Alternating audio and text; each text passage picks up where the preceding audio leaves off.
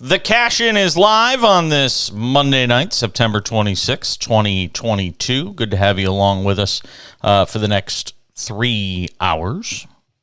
We'll keep tabs on Monday Night Football, obviously, which is a close game, in fact. Giants and the Cowboys, 6-6 in the third quarter. Boy, talk about a couple of duds, though, as it relates to these games. The last couple of days have just been brutal. The Sunday night game last night, what was it, 11-10? And then the game tonight, 6-6 in the third, no offense being scored. It's like, my God, ESPN and NBC have to be cringing from what they've seen the last two nights in both these games on their airwaves. But you know, you just never know. I mean, that's why it's so difficult. You can't predict that Dak Prescott's going to get hurt. You can't predict that. Well, you could predict the Giants' offense would stink, but you couldn't predict that, you know, the Broncos with Russell Wilson would be this bad offensively. You thought Trey Lance would be the starting quarterback for the 49ers. You make all these plans before the season starts, and by week 3, the games already lose their cachet because the matchups are just so screwed up. You got CeeDee Lamb dropping balls left and right at Giant Stadium. Whatever it's called, MetLife Stadium. It'll always be Giant Stadium. We're keeping tabs on the Yankees and the Blue Jays. It was 2-2 last I checked in the 9th inning, I believe, between those two teams, with the Yankees trying to win their 7th in a row, I believe. But more importantly, and really the Yankees, you know, whether they win or lose is really just a side note right now. It's all about Aaron Judge and whether or not he gets to 61 home runs, so we're keeping tabs on that. Coming up in a couple of minutes, now we know why they wanted Trey Lance to start instead of Jimmy G. We'll get into that. We'll keep you updated on the Monday Night Football game. And Jimmy Johnson retiring, kind of? We'll get to all of it in this hour of The Cash-In. I'm Jason Page. Good to have you with us. Sports Map Radio and the Sports Map Radio app.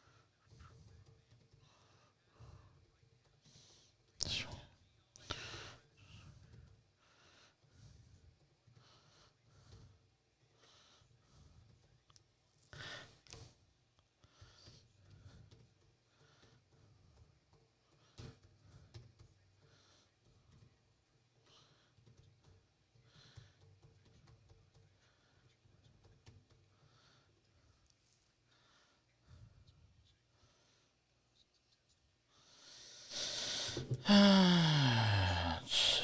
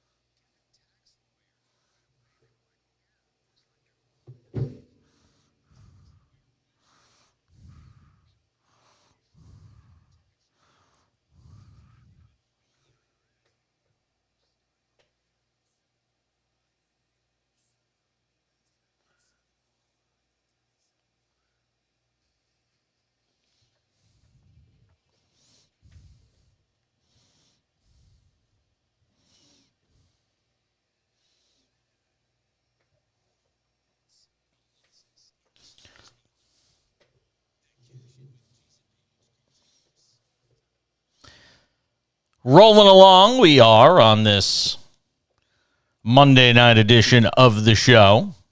Keeping tabs on Monday Night Football, the live line on the game, which is right now in a 6-6 tie. It's Dallas plus 2.5, at least it was as of a minute ago. That line just disappeared. So we'll keep you posted. 7:36 to go, third quarter, 6-6, Dallas and the Giants.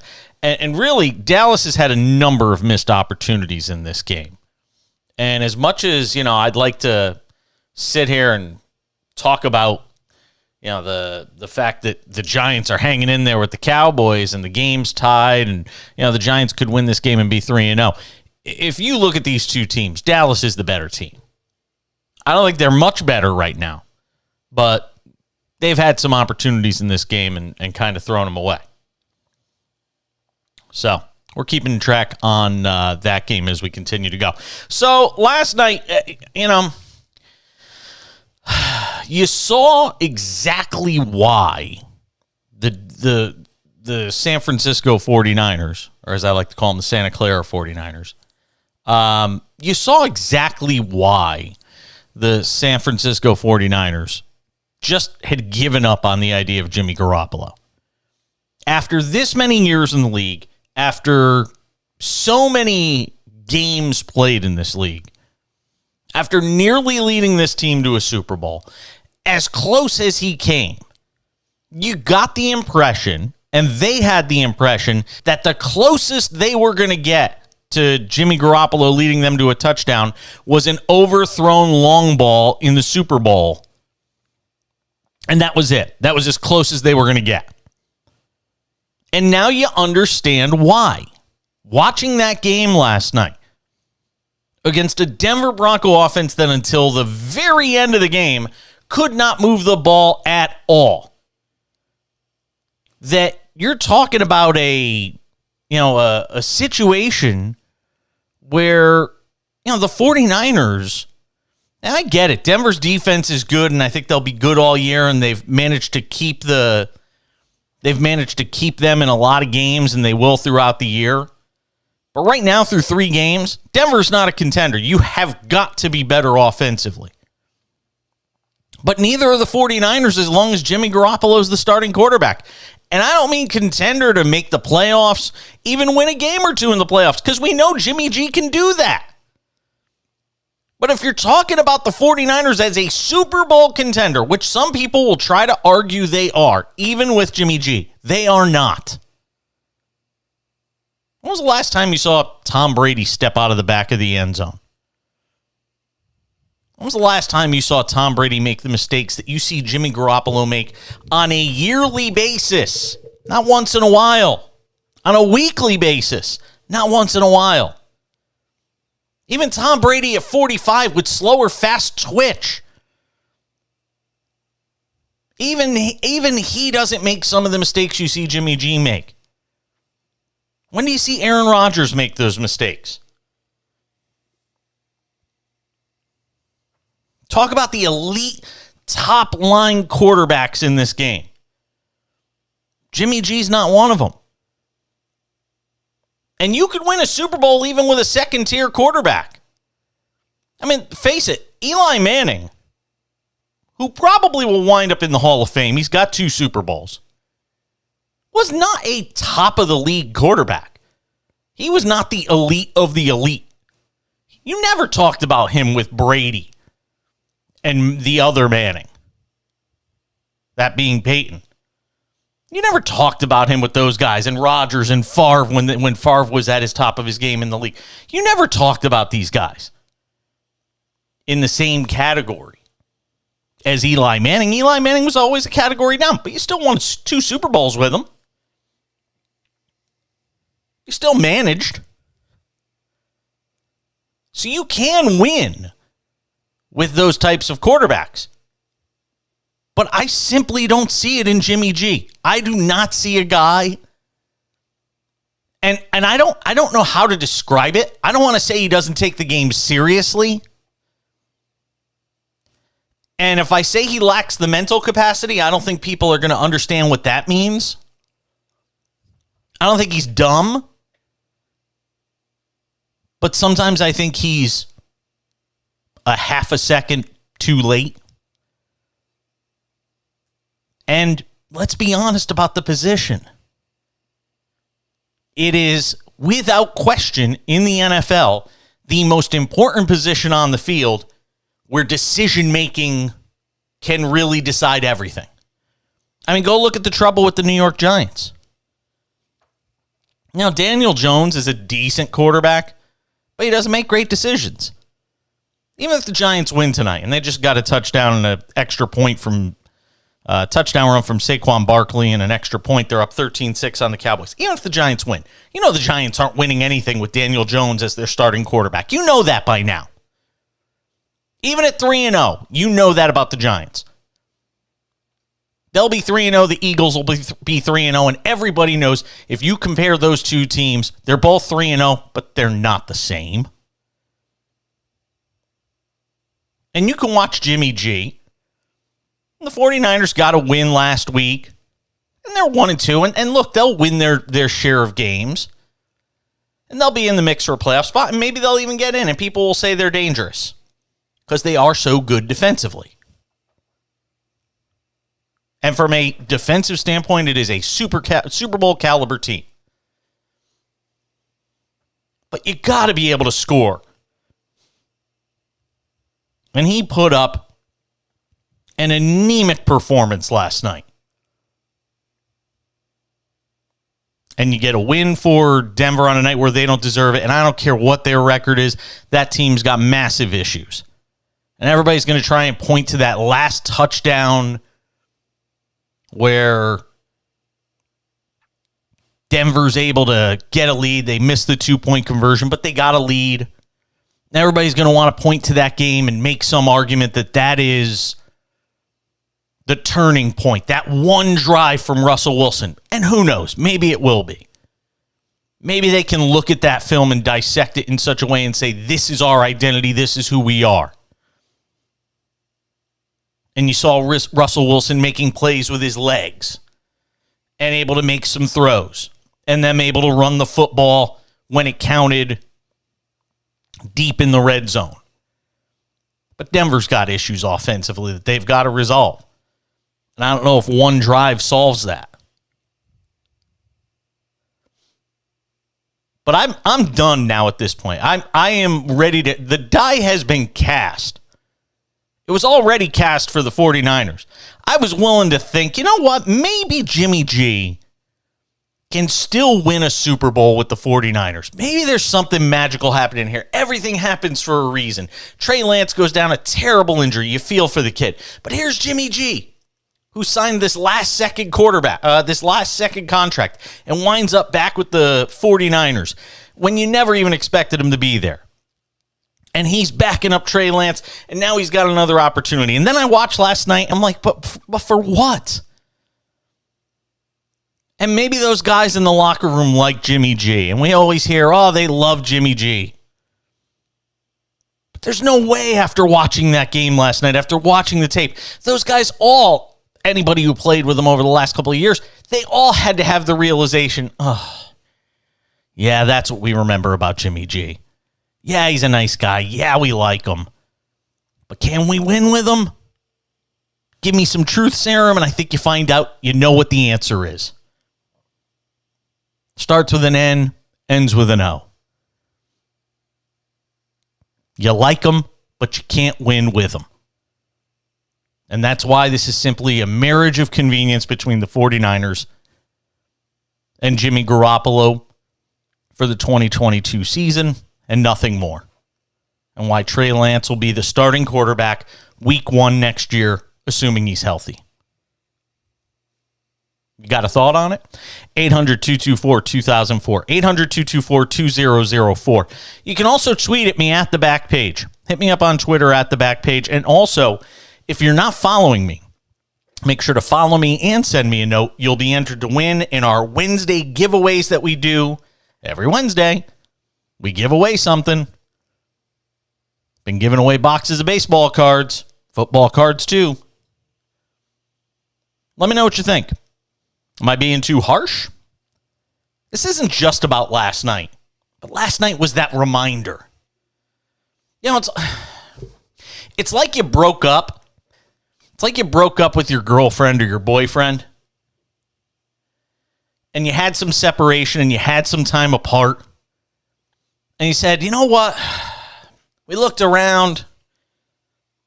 Didn't work out with anybody else. Let's try it again. And you had all those great feelings of when you first met. And you're excited. And you know what, man? Wow. All those great feelings again of being together. They got the win last week. You're feeling like, man, maybe this time it's going to be different. This time it's going to work. And then a week or 2 weeks and 3 weeks passes, and then all those things that you remember that made you break up with them, all those feelings come rushing back, and all those reminders come rushing back. That's where the Niners are with Jimmy Garoppolo after last night and that performance on Sunday Night Football. You just remembered all the reasons you broke up. 800-224-2004 on Twitter at the back page. Our executive producer is Vladimir Lewisant. John Belmer manning the controls in Houston. I'm Jason Page. It's the Cash In on Sports Map Radio.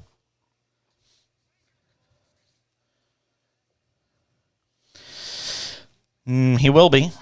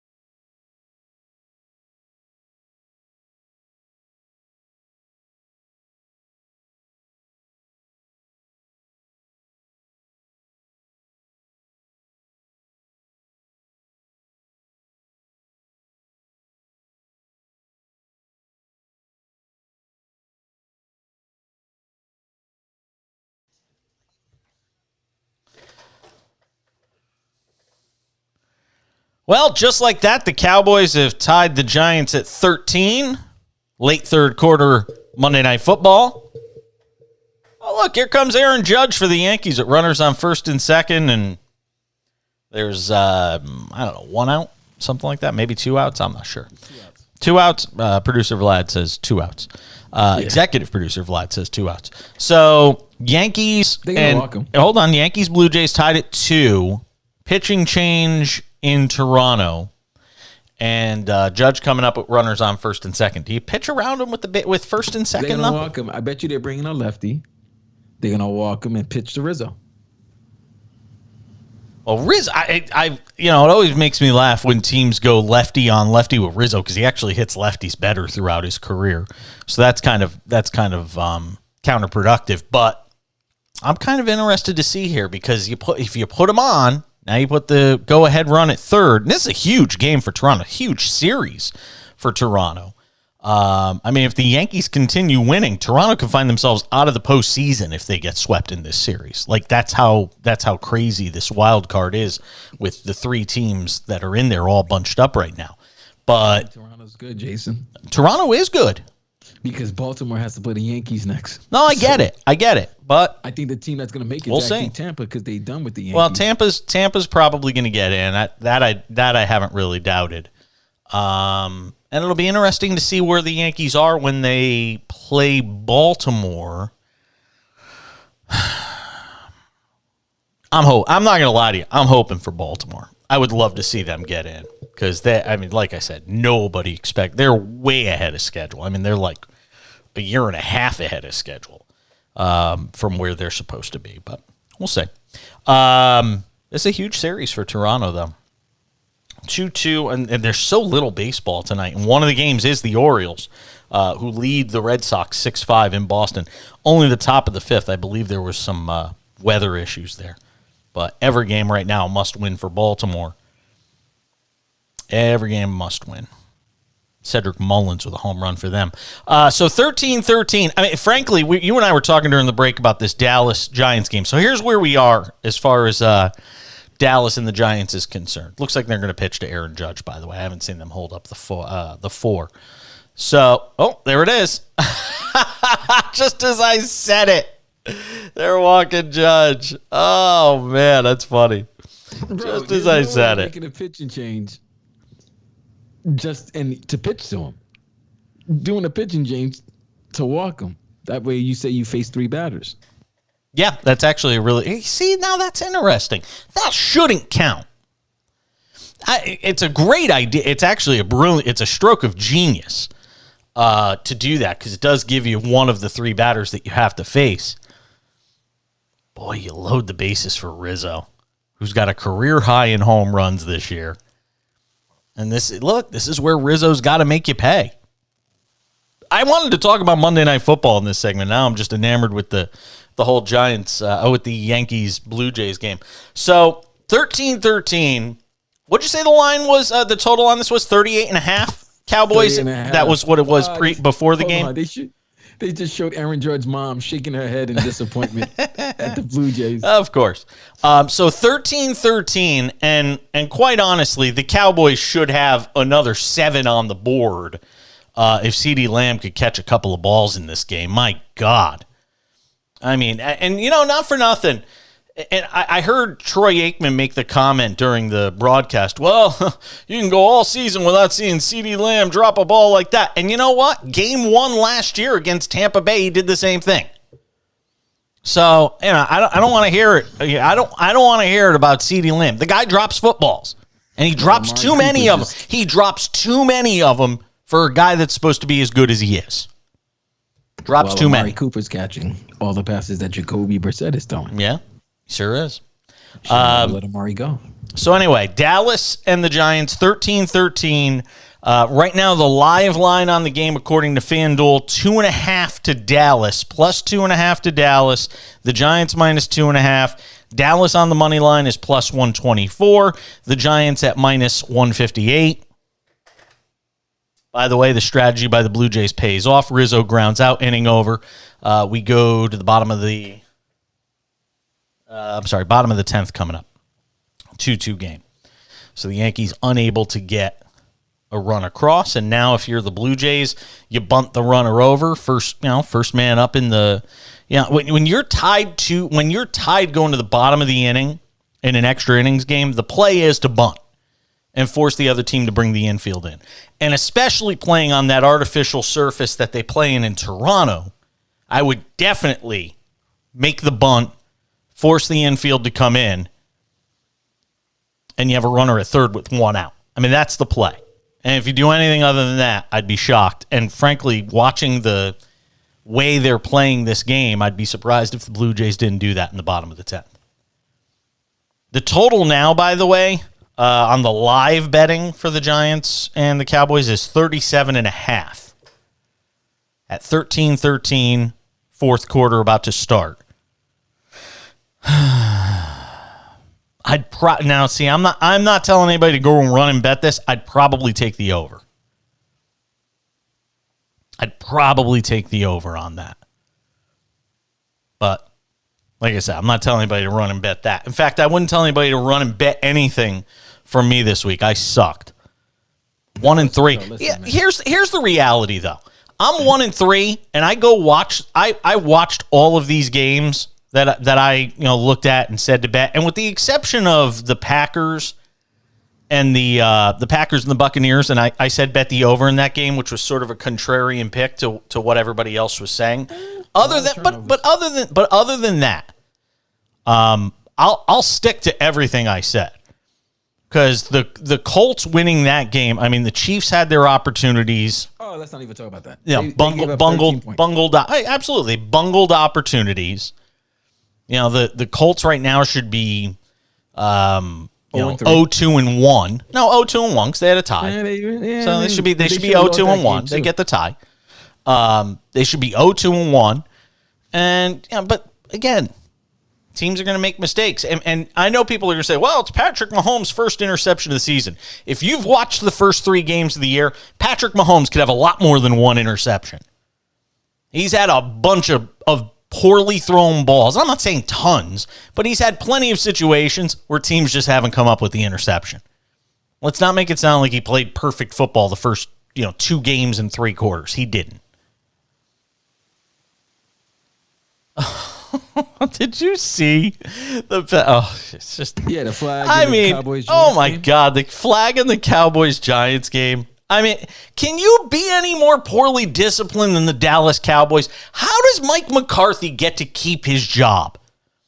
How can you have a team that is? I mean, they were 8th in penalties coming into tonight. I know they've had a whole bunch more, especially pre-snap penalties, and just poorly disciplined. And I'm sorry, when it happens in 1 year, okay, it's an anomaly. When it happens all the time, it's no longer an anomaly, it's an identity. And it's who you are. And this is what the Cowboys are. My God. I mean, how are you if you... And look, I get it. Maybe Jerry doesn't want to pay him to sit on the sideline for, the rest of this season and then go hire Sean Payton. But is there anything of a more foregone conclusion in the NFL than the idea that Sean Payton will be the head coach of the Dallas Cowboys next year? Is there anywhere else that we could see him going besides Dallas? I don't think so. I think he'll be the starting quarterback. I think he'll be the head coach for the Cowboys next year. And every week that I watch the Cowboys play solidifies that more for me. Nothing to do with the quarterback being hurt. Nothing to do with, some of the players that have been let go via free agency. No. It's your head coach. In politics, there's a saying, it's the economy, stupid. In this case with the Cowboys, it's the coaching, stupid. That's the problem. And I'll say it again, watching this Giants-Cowboys game tonight.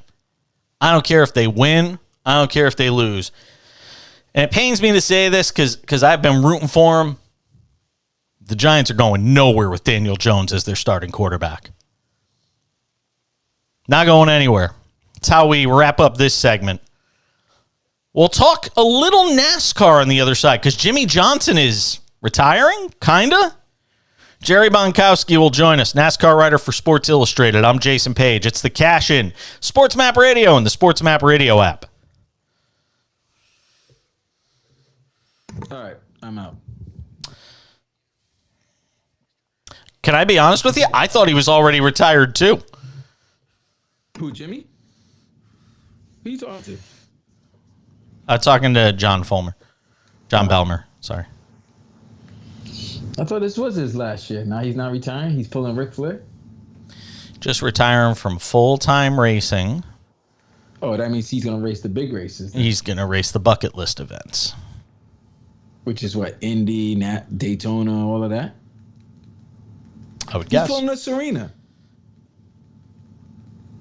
Let me get Jerry on. Hello. That's what he's basically pulling with Serena. Oh. Continuing on this Friday night edition of the show, one of the big storylines. Bum, bum, bum, bum. How the Yankees get 2 outs and there's still a runner on second? Because Judge just made a fucking great play in the outfield. Put the ball on the wall. Jerry Bunkowski.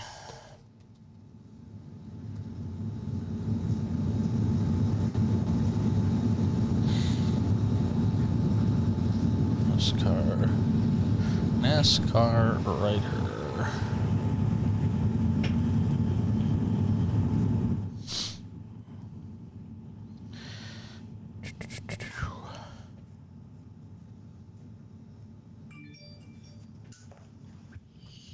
All right, I'm out. All right.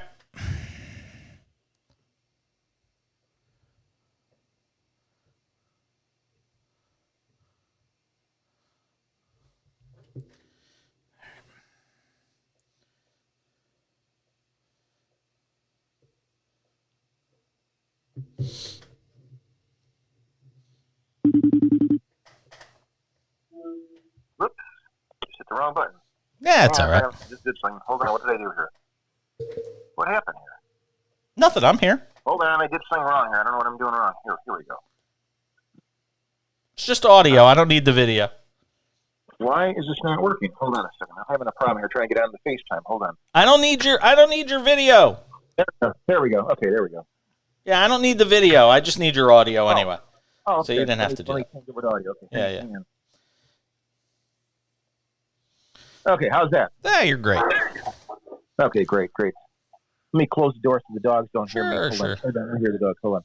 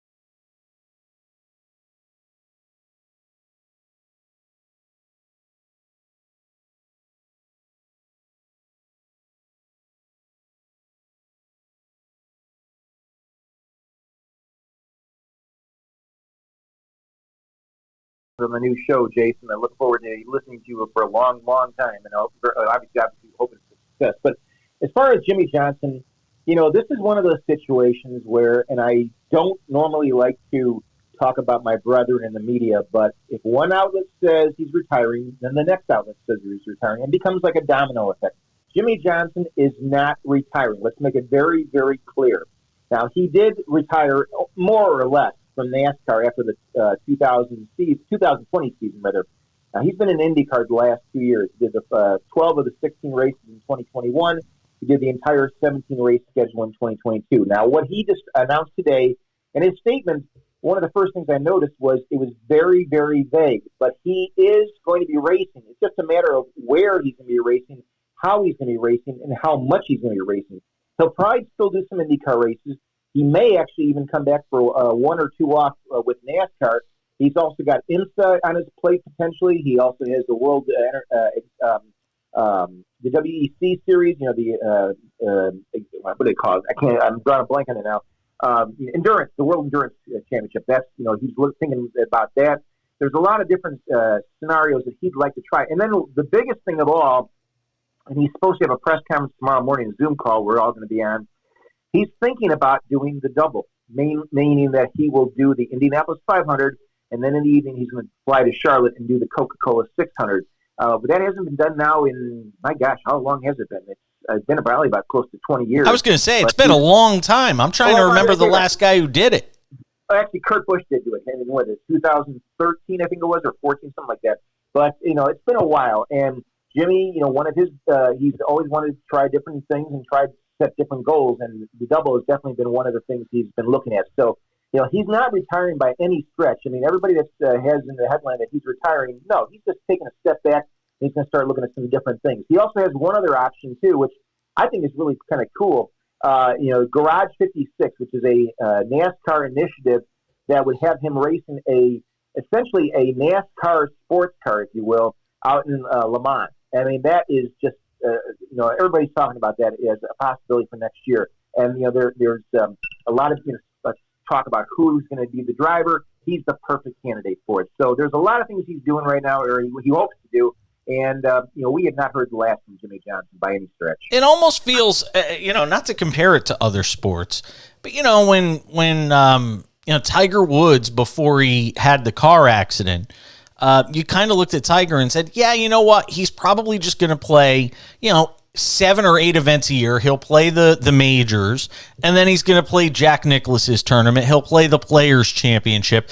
There's those bucket list tournaments that you still want to play. And you don't want to play in, the John Deere Classic. You want to play in the big time events that sort of carry the most gravitas.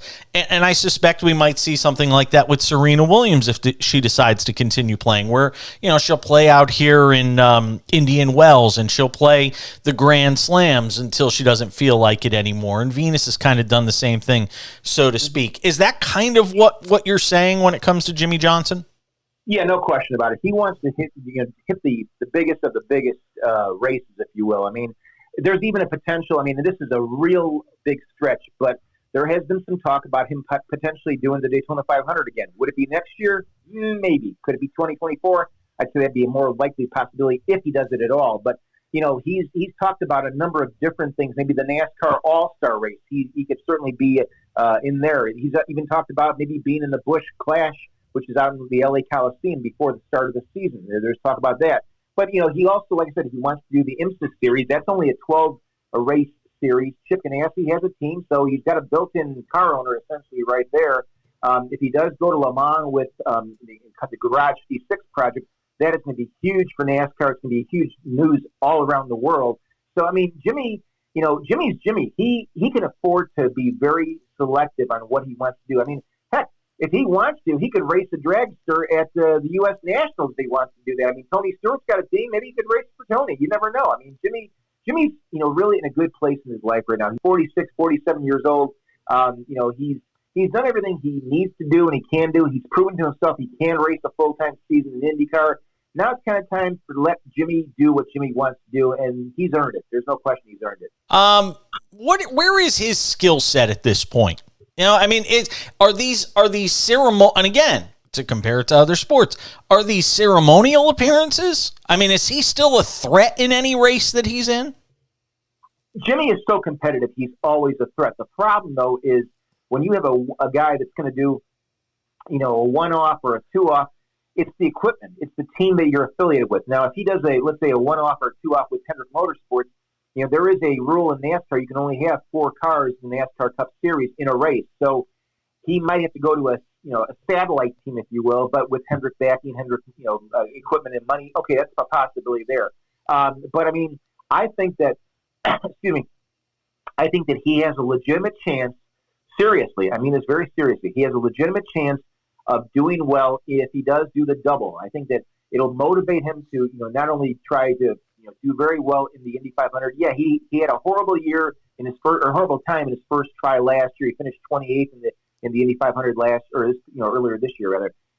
But I think that he's still very competitive. I mean, he could potentially do, and I know this is a really difficult comparison to make, but he potentially could do what Elio Castroneves did last year when he won the Indy 500 at the age of, 46, I think? Jimmy's, 47 now. So, but I mean, if he does the double and he gets the right equipment, gets the right team behind him, and he's in the right place at the right time in the last couple of laps, he could potentially win in Indianapolis, and he could go down to Charlotte, maybe do really well there. So I'm not ruling out anything when it comes to Jimmy Johnson. I mean, yeah, he's past his prime. He'll be the first guy to admit he's past his prime.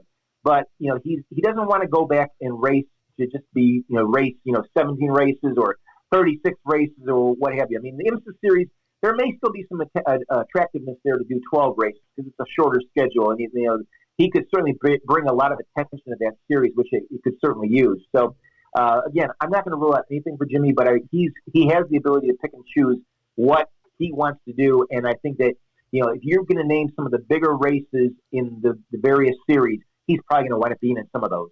Talking auto racing with Jerry Bonkowski, Auto Week and Sports Illustrated.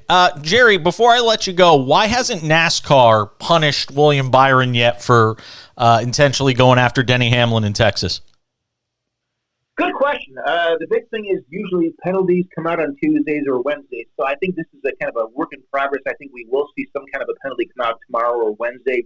But on the flip side, though, Denny didn't do himself any good thing by saying he may retaliate at some point during the course of the season, the remainder of the season. I mean, we've got 6 playoff races left now, and if let's say Byron does advance and Denny doesn't, well, Denny could do the same thing to Byron. So I think that the question: does NASCAR penalize Byron and hope that Denny still doesn't retaliate, or does NASCAR give Byron kind of a pass?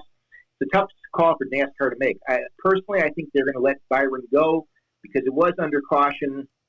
It was not, to me, as egregious as it would be if it was, at full speed. But it still is a penalty-provoking type of thing. So we'll just have to see what happens tomorrow or Wednesday. Jerry Bonkowski, NASCAR writer, Auto Week and SI. Always good to catch up with you, my friend. I hope we get to do it again soon. Thank you. Thank you, sir. Appreciate it. Love Jerry.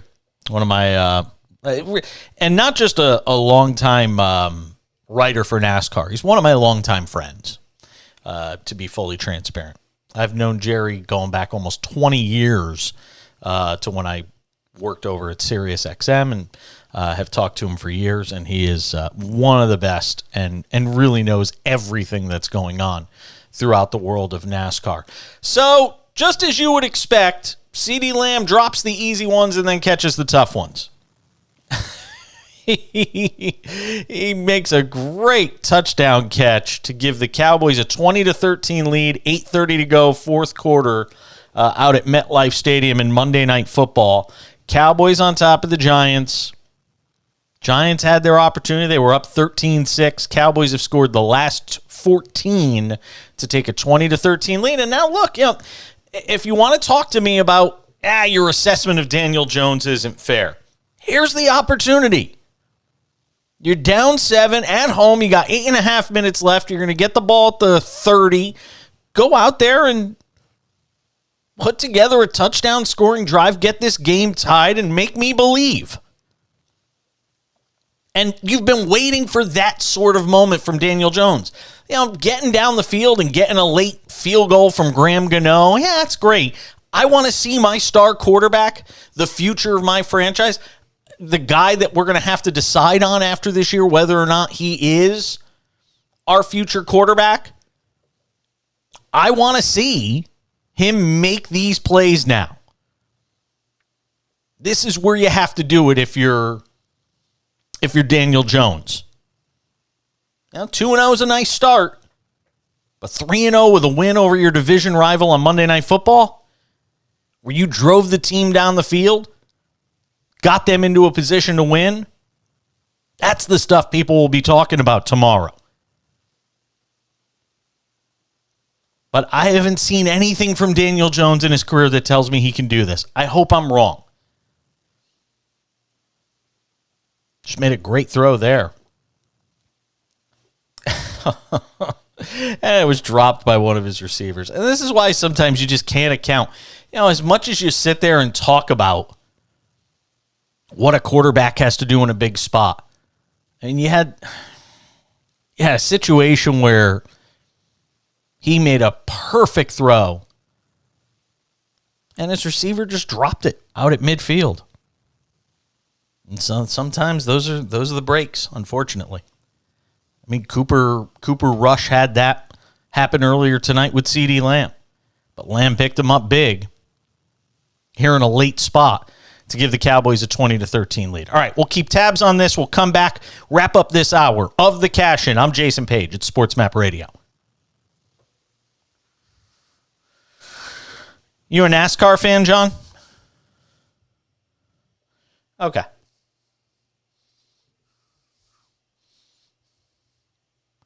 All right. Fair enough.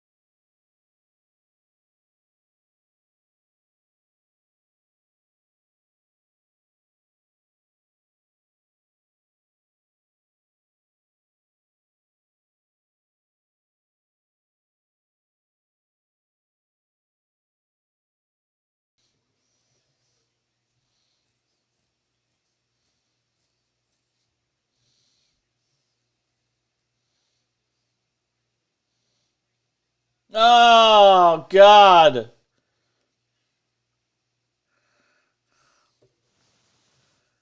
Uh.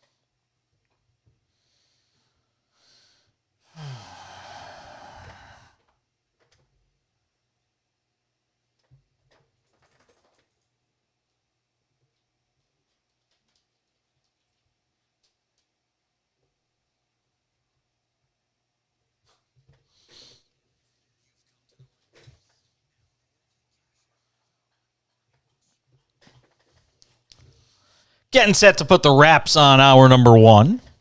Thanks to Jerry Bonkowski of Auto Week and Sports Illustrated for joining us. Now, look, I want to kill Daniel Jones verbally for the throws he doesn't make, but here's the reality. He made two good throws on that drive for the Giants, and his receivers just let him down. I mean, Kenny Golladay, you get Golladay dropping a ball, you get Shepard dropping a ball. I mean, the Giants had opportunities on that drive, and just receivers let down Daniel Jones, plain and simple. Those guys have got to make those catches in that spot. And now the Giants are in a world of trouble because the Cowboys have just taken a 23-13 lead with a Brett Maher relative chip shot field goal after a great punt return. And look, tonight the Giants were exposed. There was a great story at 2-0. And now you kind of figure out what the Giants really are at 2-1 after this game.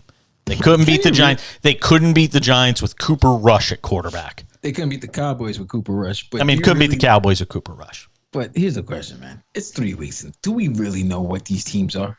Absolutely. I think after 3 weeks, you can absolutely start making some formulations as to what teams are. Absolutely. I don't, and then we'll get into it. And again, I don't. Yeah. And I'm not saying the die is cast, but I think with regard to some teams, and I actually have a segment planned later in the show on this. I think with some teams, I think we know what they are, and I think they're and to the negative, and I think there are some teams that after a few weeks, I'm excited to learn more about what they could be. We'll talk about this more on the other side. That wraps up the first hour of the show. As we continue, what are the Chargers thinking? What a mess. We're coming back with more of the Cash-In. Sports Map Radio. I'm Jason Page. I think I'm going to have to start on Sunday nights trying to get people from Monday. But it's kind of tough because you don't know what the story is for Monday is going to be. No, but you definitely have a good idea in terms of. Well, the Dolphins are a story, and we talked to them last week. But that whole tour, and they're playing Thursday night, so it's like, well, let me just wait till Wednesday to get a Dolphins guy. Like the Chargers thing, and the Patriots thing. You can get somebody the whole week. Yeah. So the fact that I got somebody from next tomorrow. Yeah, which is fine. I'm even saying if you just start making calls on Sunday it doesn't have to be for Monday per se. Mondays, listen, I say this all the time. Monday show during football season is the easiest show of the week. You don't really need a guest. If I have one guest, I'm fine. Would I like to? Yeah, but do I need it? No. It's, there's so much to talk about. Right. Coming out of an entire weekend. I could easily tonight with the amount of prep, not even with the amount of prep, but the amount of stuff I wrote down while I was prepping today, I could do 4 hours without a single guest. I've got that much. And you muted for 4 hours and I could still do it. You know what I mean? Like I've got so much to talk about coming out of the weekend. Jerry was good as always, though. Like I said, that's going to be if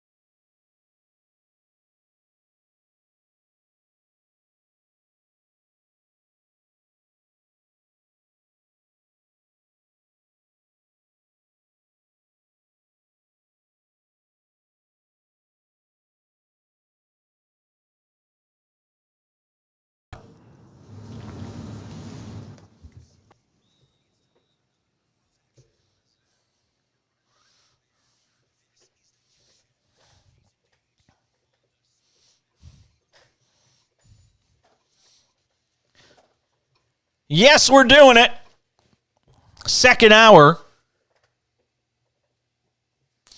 Giants trying to claw their way back, trailing 23-13. Oh, and somebody's bubble is about to get bursted. Is bursted a word? I don't know if it is. No, it's not. No? Well, maybe it is, but I didn't like the way you said it. Bursted there. I think bursted is a word. But 23-13 Cowboys on top of the Giants, and right now 38.5 very much at risk with the Giants down around the red zone and trying to, well, I don't know if you go for it on fourth down here or not, or if you kick a field goal and hope to get an onside kick. Giants still have two timeouts left. There's actually a lot of time on the clock now that I'm looking at it. Jason, there's 3:42 left, man. That's what I'm saying. We got two timeouts. You got the 2-minute warning. Kick the field goal and get away with it, and let's go. Throw damn towel. So we'll see. See what happens. They got the Giants for a holding call. That might push them back. Oh, they got hit with intentional grounding and a holding call. So that's not good. Yeah, that's not good. So we'll keep tabs on this, see what's going on. No live line available on the game right now at 23-13 and at this stage of the game with the Giants trying to, well, you got to decide. Like I said, we saw it last week where it was on Thursday night where Mike Tomlin opted for a field goal deep in Cleveland territory that pushed the game over as a result. And certainly left a lot of people upset in terms of the 4.5 point spread on the game.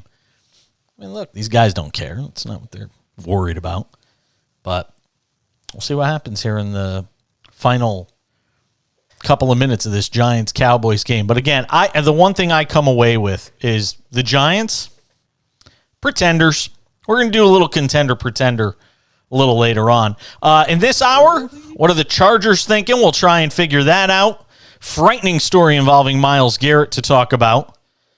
And the story of the week, well, as far as week 3 in the NFL is parity. But your eyeballs tell you otherwise. Giants kick a field goal. We're back with more of the Cash In on Sports Map Radio.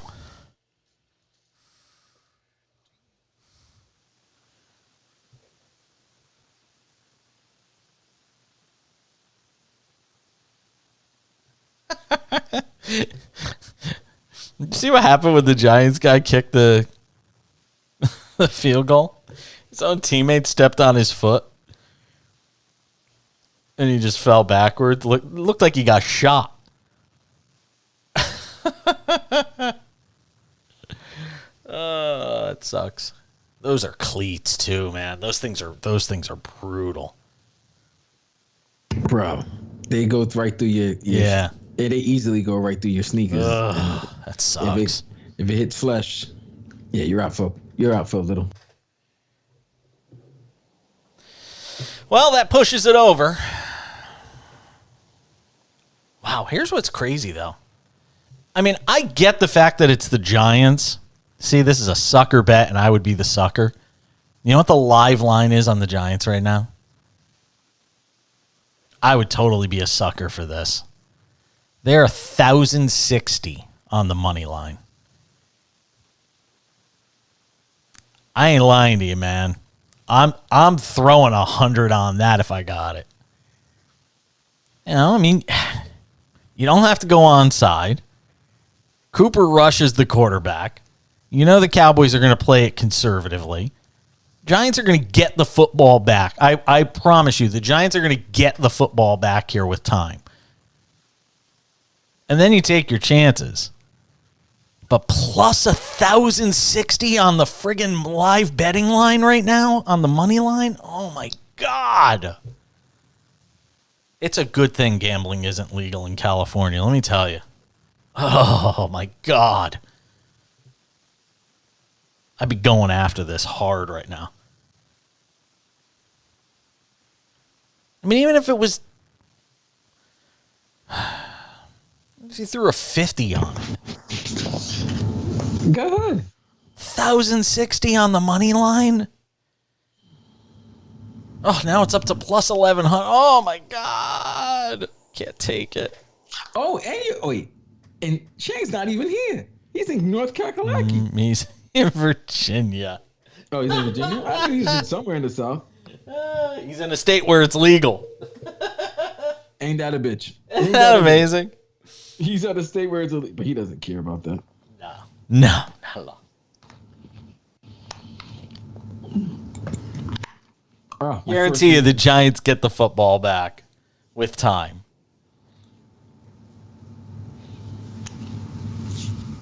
Ugh. It's a bad loss for the Giants, by the way. Absolutely. And this is going to put a lot of pressure on Dak Prescott. Oh, hell yeah. Stand by. Cooper Rush has made a couple of good throws in this game. Cooper Rush has won 3 games that he started. Yeah? Stand by.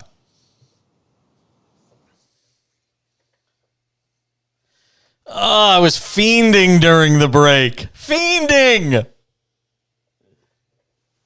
Executive producer Vlad knows why. I'm staring at a live money line where the Giants are like plus 1,100 before they kick it off to the Cowboys with 3.5 minutes left. And the Giants, the Giants are going to get the football back. The Cowboys aren't getting a first down. Giants still have a timeout. Well, 2 timeouts. They just burned up 1. The Giants are going to get the football back. And then you take your chances with Daniel Jones in that spot, but at plus 1,100, how would you not put a little flyer bet on the Giants in that spot? How would you not? I know it's a sucker bet. I get it. But sometimes the sucker gets paid off. At home, team that's still playing with a lot of confidence, getting 2 wins in the first 2 weeks, I would have made that. Oh, my God. Yeah, and if I had made that bet, I probably would have lost. Well, there you go. By the way, because the Cowboys just got a first down. After 3 weeks, yeah, I'm not, like I said earlier, I'm not ready to jump on, anything as final. Yeah, I still need to see more before I make an assessment. But there's one assessment I can make. Oh, see, what is it? Troy, if Tony Pollard is not the starting running back for the Dallas Cowboys, then I don't get it. Zeke is done. Zeke is washed right now, and Pollard makes that offense go. They need to make Tony Pollard the focal point of the offense. Well, Giants could still get the football back here. And look, Jerry Jones said last week he was rooting for a quarterback controversy in Dallas. I'll borrow a line from the movie Titanic when Mr. Ismay said he wanted headlines by Titanic rushing to New York and getting there a day early for the morning papers. And then they hit the iceberg. And the captain of the Titanic turns to Ismay and says, "Well, Mr. Ismay, you may get your headlines." Well, Dallas Cowboy fans, you may get your headlines because Cooper Rush is unbeaten as a starting quarterback for the Cowboys if they hang on and win this game. And and not only is he undefeated if they win this game, he's made some good throws. Like I said, this game shouldn't even be in question right now if CeeDee Lamb hauls in a first half long ball that rushed through beautifully. So I'm not saying, but I'm just saying, Jerry Jones may get his wish. And I got news for you. Mike McCarthy coaching for his job. Cooper Rush might be the starting quarterback, whether Dak Prescott's healthy or not. 23-16, by the way. We're headed to the 2-minute warning. It's going to be a 3rd and 7 for the Cowboys. Tell you, Giants still may get the football back with plenty of time. They may not have any timeouts, but they're going to have plenty of time. If Dallas doesn't get this this 3rd down. Now, here's the question. This is going to be very telling. Do you let Cooper Rush throw the ball here on 3rd down and 7 with 2 minutes left? No. So you're going to put it in Daniel Jones' hands with about a minute 20 on the clock. It's basically the difference between Daniel Jones having the ball with a minute 20 and a minute 50. which is a lot of time. I mean, that's 2 or 3 extra plays. I think the Cowboys get a first down on this 3rd and 7 and wrap this game. Not if they don't throw the football, they're not. No, they can run. Dude, they had a 3rd and like 20 and they got like 23 yards on that play. Like, it was ridiculous. It was like 3rd and 12 and Zeke got 26 yards. Don't use the exception to justify the rule. Just saying, if they're going to get a first down here, they're going to throw the football. I think the Giants will challenge them to do just that. I will say this, though. Through 3 weeks, the Cowboys defense is one of the best defenses in this league. Yes, and it's legit. And it's legit. It's not the product of teams they're playing being poor offensively. It's the product of the fact that the Cowboys are good defensively. Well, look, I will say the Cincinnati game, they really shut down that offense, and nobody was hurt. Tampa's playing with some injuries. This Giant offense is not really that good, other than Saquon. It's not. It's not good. It's just not good. There's just I don't need qualifiers on it. The Giants' offense just isn't good, and it hasn't been good for a while. No, unfortunately, because defensively the Giants are actually pretty good, and they're a top 10 defense through the first few weeks of the season, believe it or not, statistically. And again, statistics are what they are. You can twist any number to make it look like what you want. But the Giants have been a top 10 defense over the first 3 weeks of the season. All right, while we wait for this to play out, I got to ask, what are the Chargers thinking? I mean, my God. And look, some injuries are bad luck. Guys get banged up. You saw the Bosa injury yesterday. You saw what happened to Justin Herbert. But how you manage these situations? I mean, you're getting your doors blown off by Jacksonville yesterday. What is Justin Herbert doing in that game with his team down 38-10? And Herbert can say all he wants. Oh, I wanted to be in there. I didn't want to make it look like I quit. It's on Staley to get him out of the game. I mean, my God, I don't want to sound like some apologist for Chargers players or anything like that, because I'm not even a Chargers fan. I'm a Herbert fan. But, I mean, Jalen Guyton gets hurt on a mean-nothing play in a game you're getting blown out on.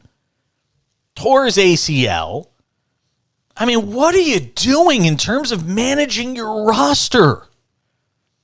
And if Brandon Staley's talking about, the long-term prospects of this team, by the way, 4th down coming up for the Cowboys, I was right, and they threw it and went out of bounds?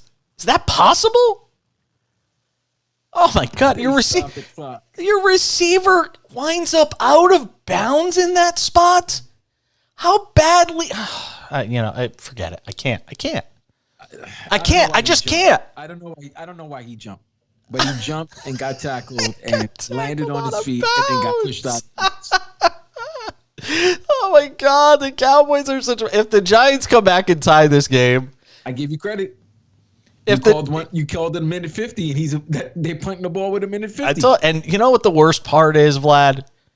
Like I said, that bet at plus 1,100, man, that was a steal. Even if you don't win, at least you got a shot. At a plus 1,100, and all you got to do is get a touchdown here, and at least you can. And not for nothing. Oh my goodness, if the Giants do get a touchdown here, Brian Dable's going for 2. You can count on it. He's going to win. He's going to try to win the game. If they score a touchdown here, I promise you. If he did it against Tennessee in week 1, he's doing it against the Cowboys in week 3. Now, granted, Cowboys defense a little better than Tennessee, but if the Giants score a touchdown here, I'd be shocked if they didn't try to win it in regulation rather than sending it to overtime. But, man, this is all you could ask for as a Giants fan. Again, I'll go back to what I was saying when there was, 6 minutes left in the game. Daniel Jones, go win the game. Go win the game with your arm here. This is what Giant fans have wanted to see from him for so long. He made a good play on first down, able to get a first down. You want to see him make some good decisions and give his team a chance. No timeouts, but plenty of time on the clock. But I can't for the life of me figure out what Brandon Staley is thinking when it comes to the way he manages this roster and this team. That's a guy that it seems like the job is just a little too much for him. Yeah, it's a great, Vlad, you know me. If I disagree with you, I'll tell you. I think that's the best way to describe it. I think he's above his skis. And you know what? Talk about places for Sean Payton. If not Dallas next year, could be an opening in Los Angeles with the Chargers, who I keep calling San Diego, but they do play in Los Angeles or near Los Angeles. Yeah, you know what? That could be another spot for Sean Payton. Tell Sean Payton he can go have another, future world-class quarterback in Justin Herbert.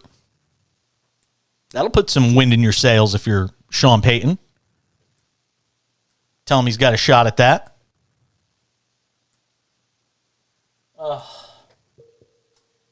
And that's just going to do it for the Giants. I don't know if the receiver fell down on the route. It looked like that's what happened, but Daniel Jones threw an interception. So I believe it was an interception. I couldn't tell 100% if the defensive player caught it, but it looked like he did. So that's going to do it for the Giants if that is indeed an interception. Dallas is going to be 2-1 without Dak Prescott, and a lot of people are going to start talking about a potential change at the QB position, which seems almost unfathomable. When this season started, that we'd be talking about Cooper Rush potentially as the starting quarterback for the Dallas Cowboys, but that could very well be the case. Want to be a part of the show? 800-224-2004, 800-224-2004. If you want to tweet at the show, at the back page. Hit me up on Twitter, at the back page. We'll come back, let you know if that Cowboy interception stands. Lots more to do on this Monday night edition of The Cash-In at Sports Map Radio. Oh, man, I had a crappy week. I can't tell if that's a pick or not. Looks like his hand was under the ball, though. Oh, Shepard's getting carted off. It just got worse for the Giants. No, that's an interception. That ball never hit the ground. What'd you say? That's an interception. That ball never hit the ground.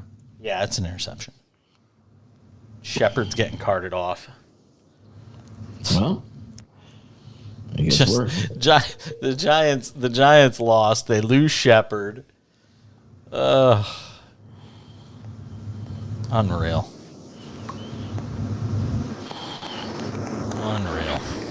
Ugh.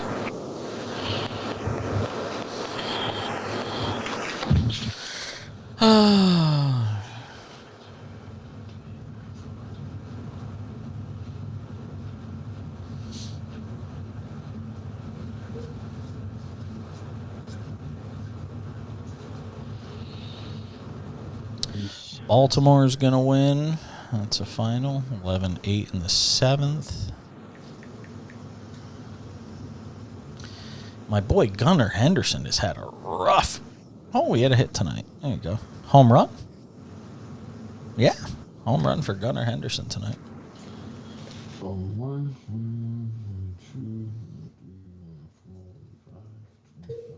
Oh. God, did you see how Shepard... Oh, that's crazy. I mean, total non-contact play. Running down the field by himself.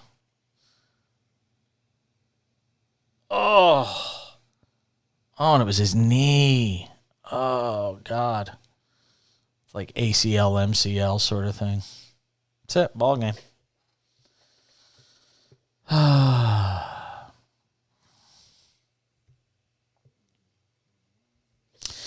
Jerry smiling.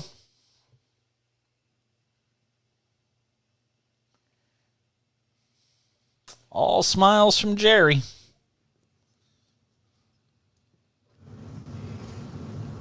Gonna get his wish.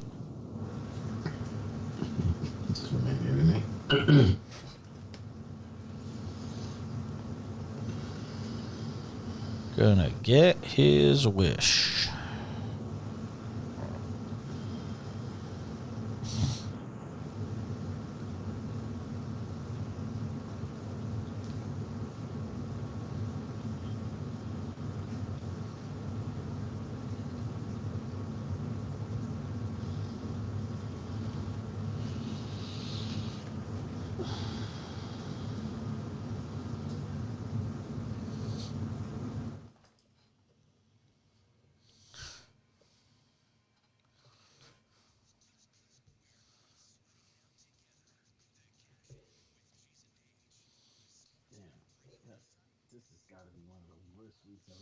Got some jawing out at midfield between the Giants and the Cowboys as the game goes final.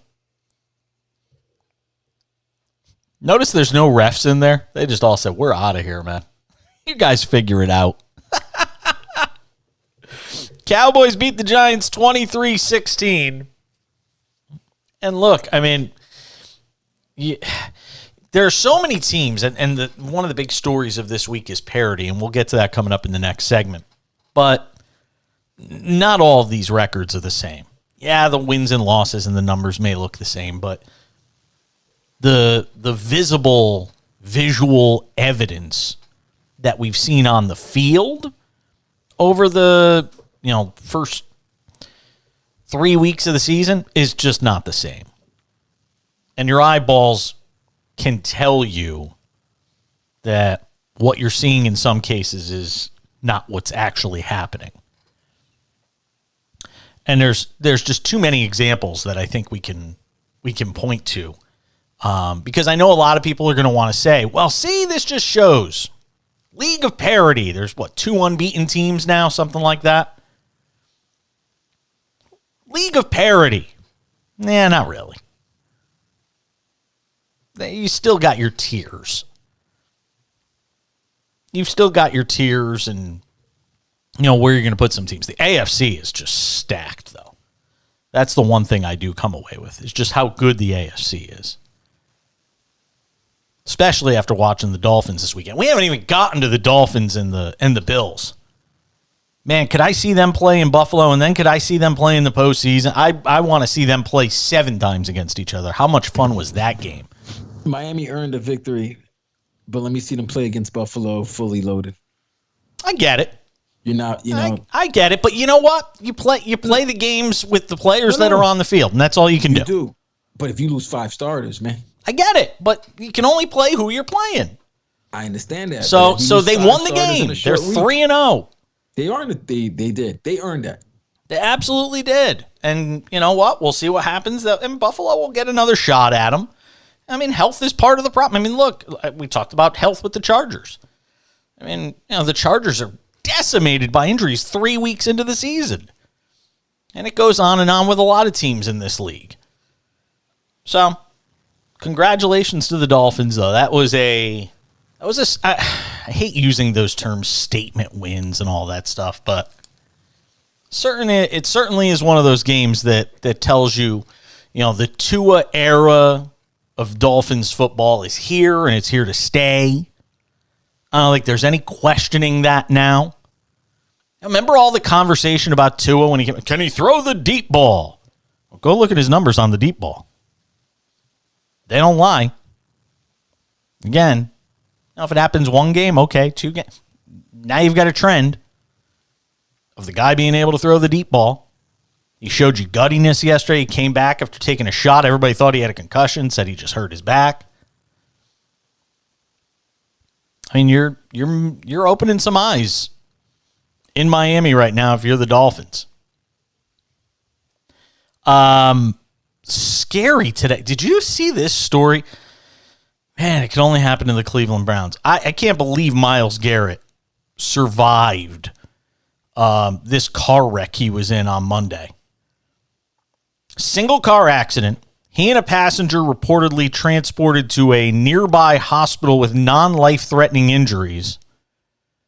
Car reportedly flipped multiple times before coming to a stop. Quote, Myles Garrett was in a single car crash after practice today. He and a passenger sustained non-life-threatening injuries, transported to a nearby hospital. The car went off the side of the road, flipped several times before coming to a rest. Just minor injuries for Myles Garrett. Thank goodness. Did go to the hospital, though, and we'll wait and see what more details can be gleaned from authorities as they look at these things. The first thing that came to my mind when I heard single car accident involving a star athlete was Tiger Woods. Tiger Woods' accident was just him driving too fast. Off the road, flipped over a bunch of times, lucky to have lived. Who knows what the details of this are? I'm sure we're going to find out in the days ahead, but man, that is scary. Forget the football aspect of it. Forget any of it. I mean, clearly if he was just coming from practice, it's not like substance abuse or anything like that was involved. But you hear these sorts of stories, and a lot of times when you hear about a vehicle flipping over multiple times, it doesn't end well. Guys don't wear seatbelts.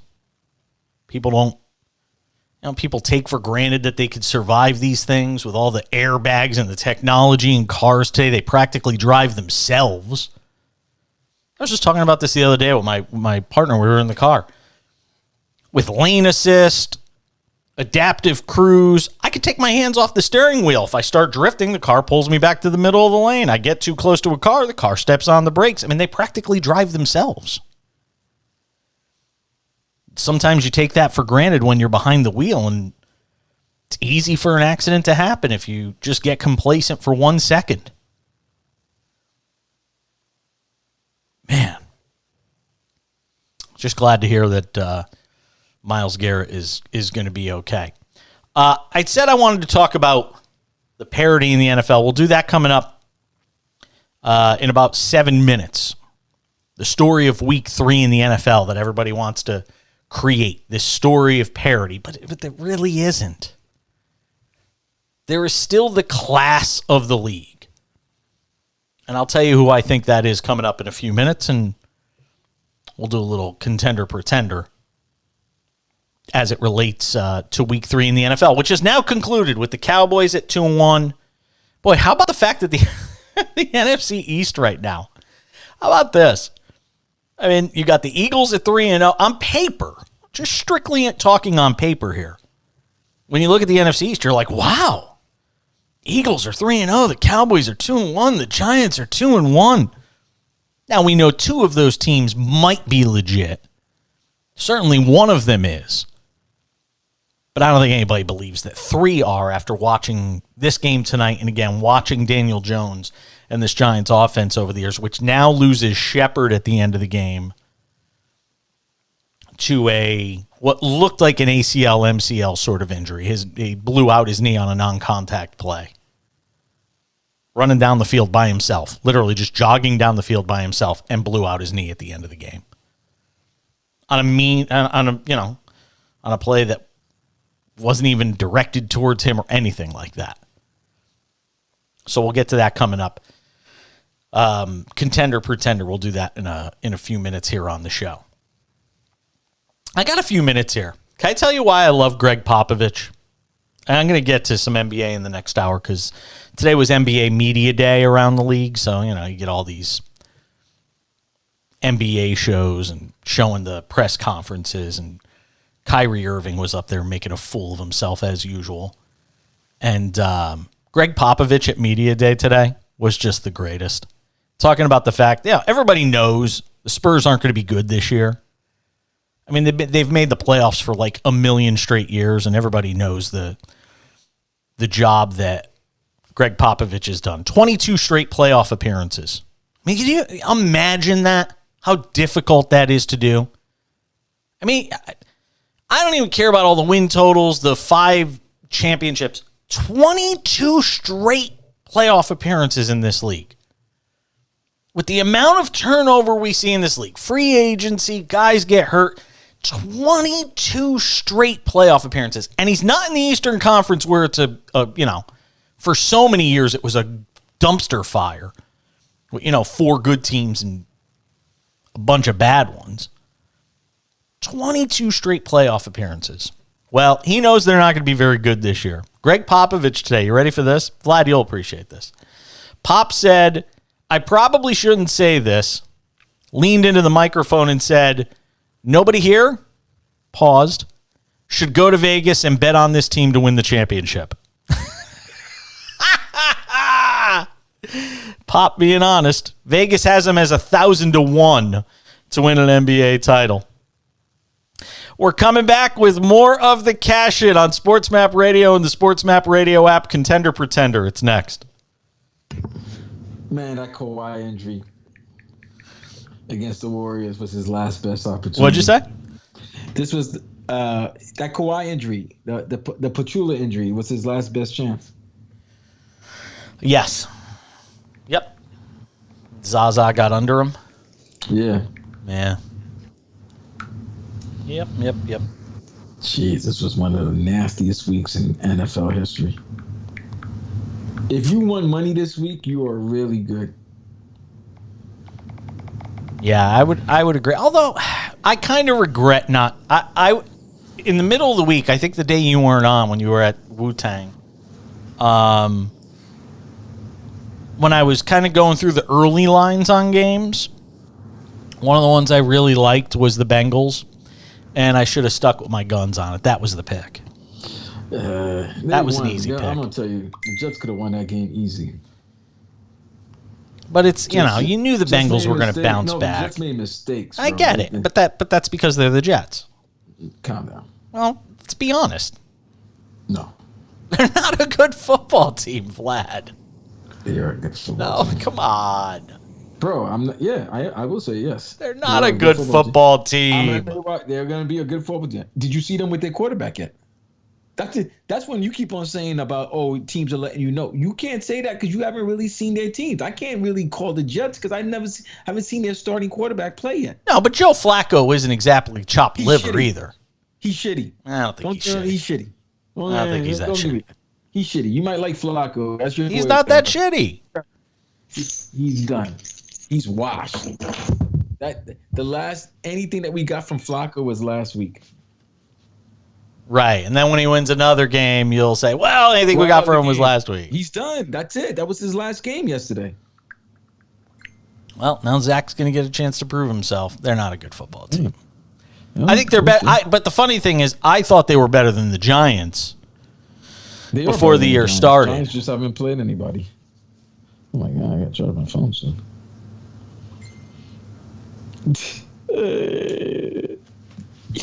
This was the nastiest week I've ever seen, man. So me and my friends, we do a pick, right? We just pick the winners, no odds or anything like that. Dude, these are the results. I was 7-9 last week. Another guy was 5-11, 6-10, 5-11. Two guys were 9-7. Three guys were 8-8. Yeah, it's not surprising, given some of the results.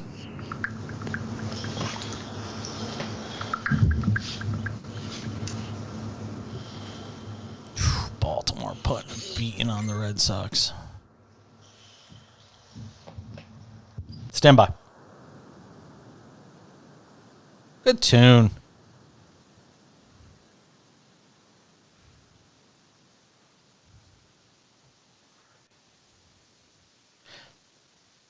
Ba-da-da.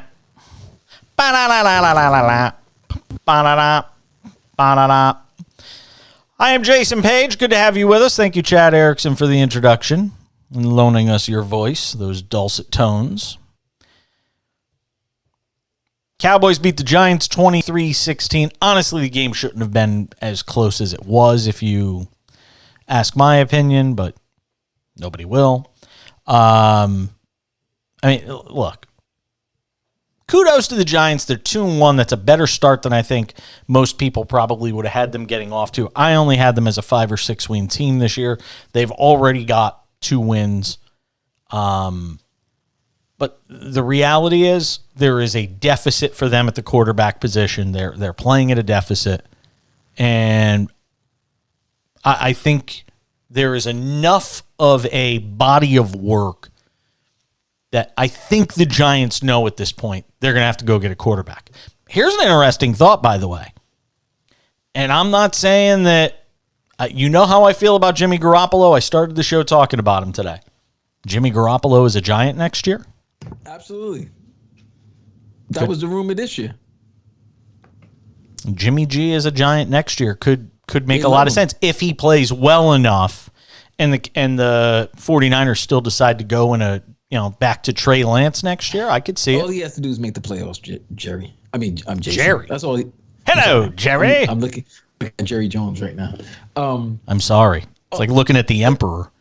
Star Wars. Looks like Emperor Palpatine. Every week he morphs more and more into Emperor Palpatine. It's like power. Anybody like Star Wars? It's just power. It's just like more blood is just sucked out of his body. I don't know. Man. He made it. The dude made a deal with the devil. He'll be alive until he's like 100. Yeah, and he'll still be making the day-to-day decisions on the team. That's why I don't ever win. I agree. He made the deal with Satan, and Satan was like, all right, I gave you 3. Yep, exactly. I'll make you rich, though. I'll keep you rich. I'll keep you relevant. That's absolutely true. It's absolutely true.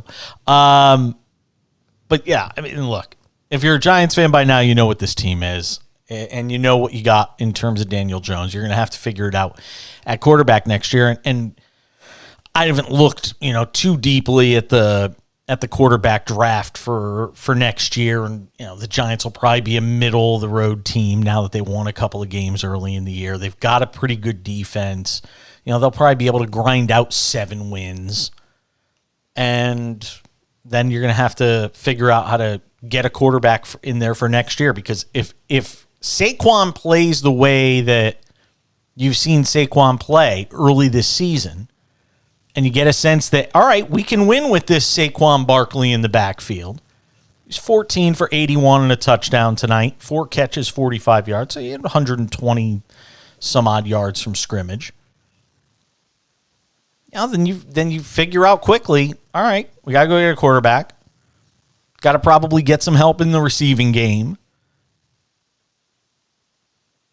Man, Daniel Jones just holds on to the football way too long. If you think about it, and I know it's kind of early to be thinking about this. They're only 3 weeks into 2022, but you're going to have to decide, are you going to re-sign Saquon? He's in his 5th year.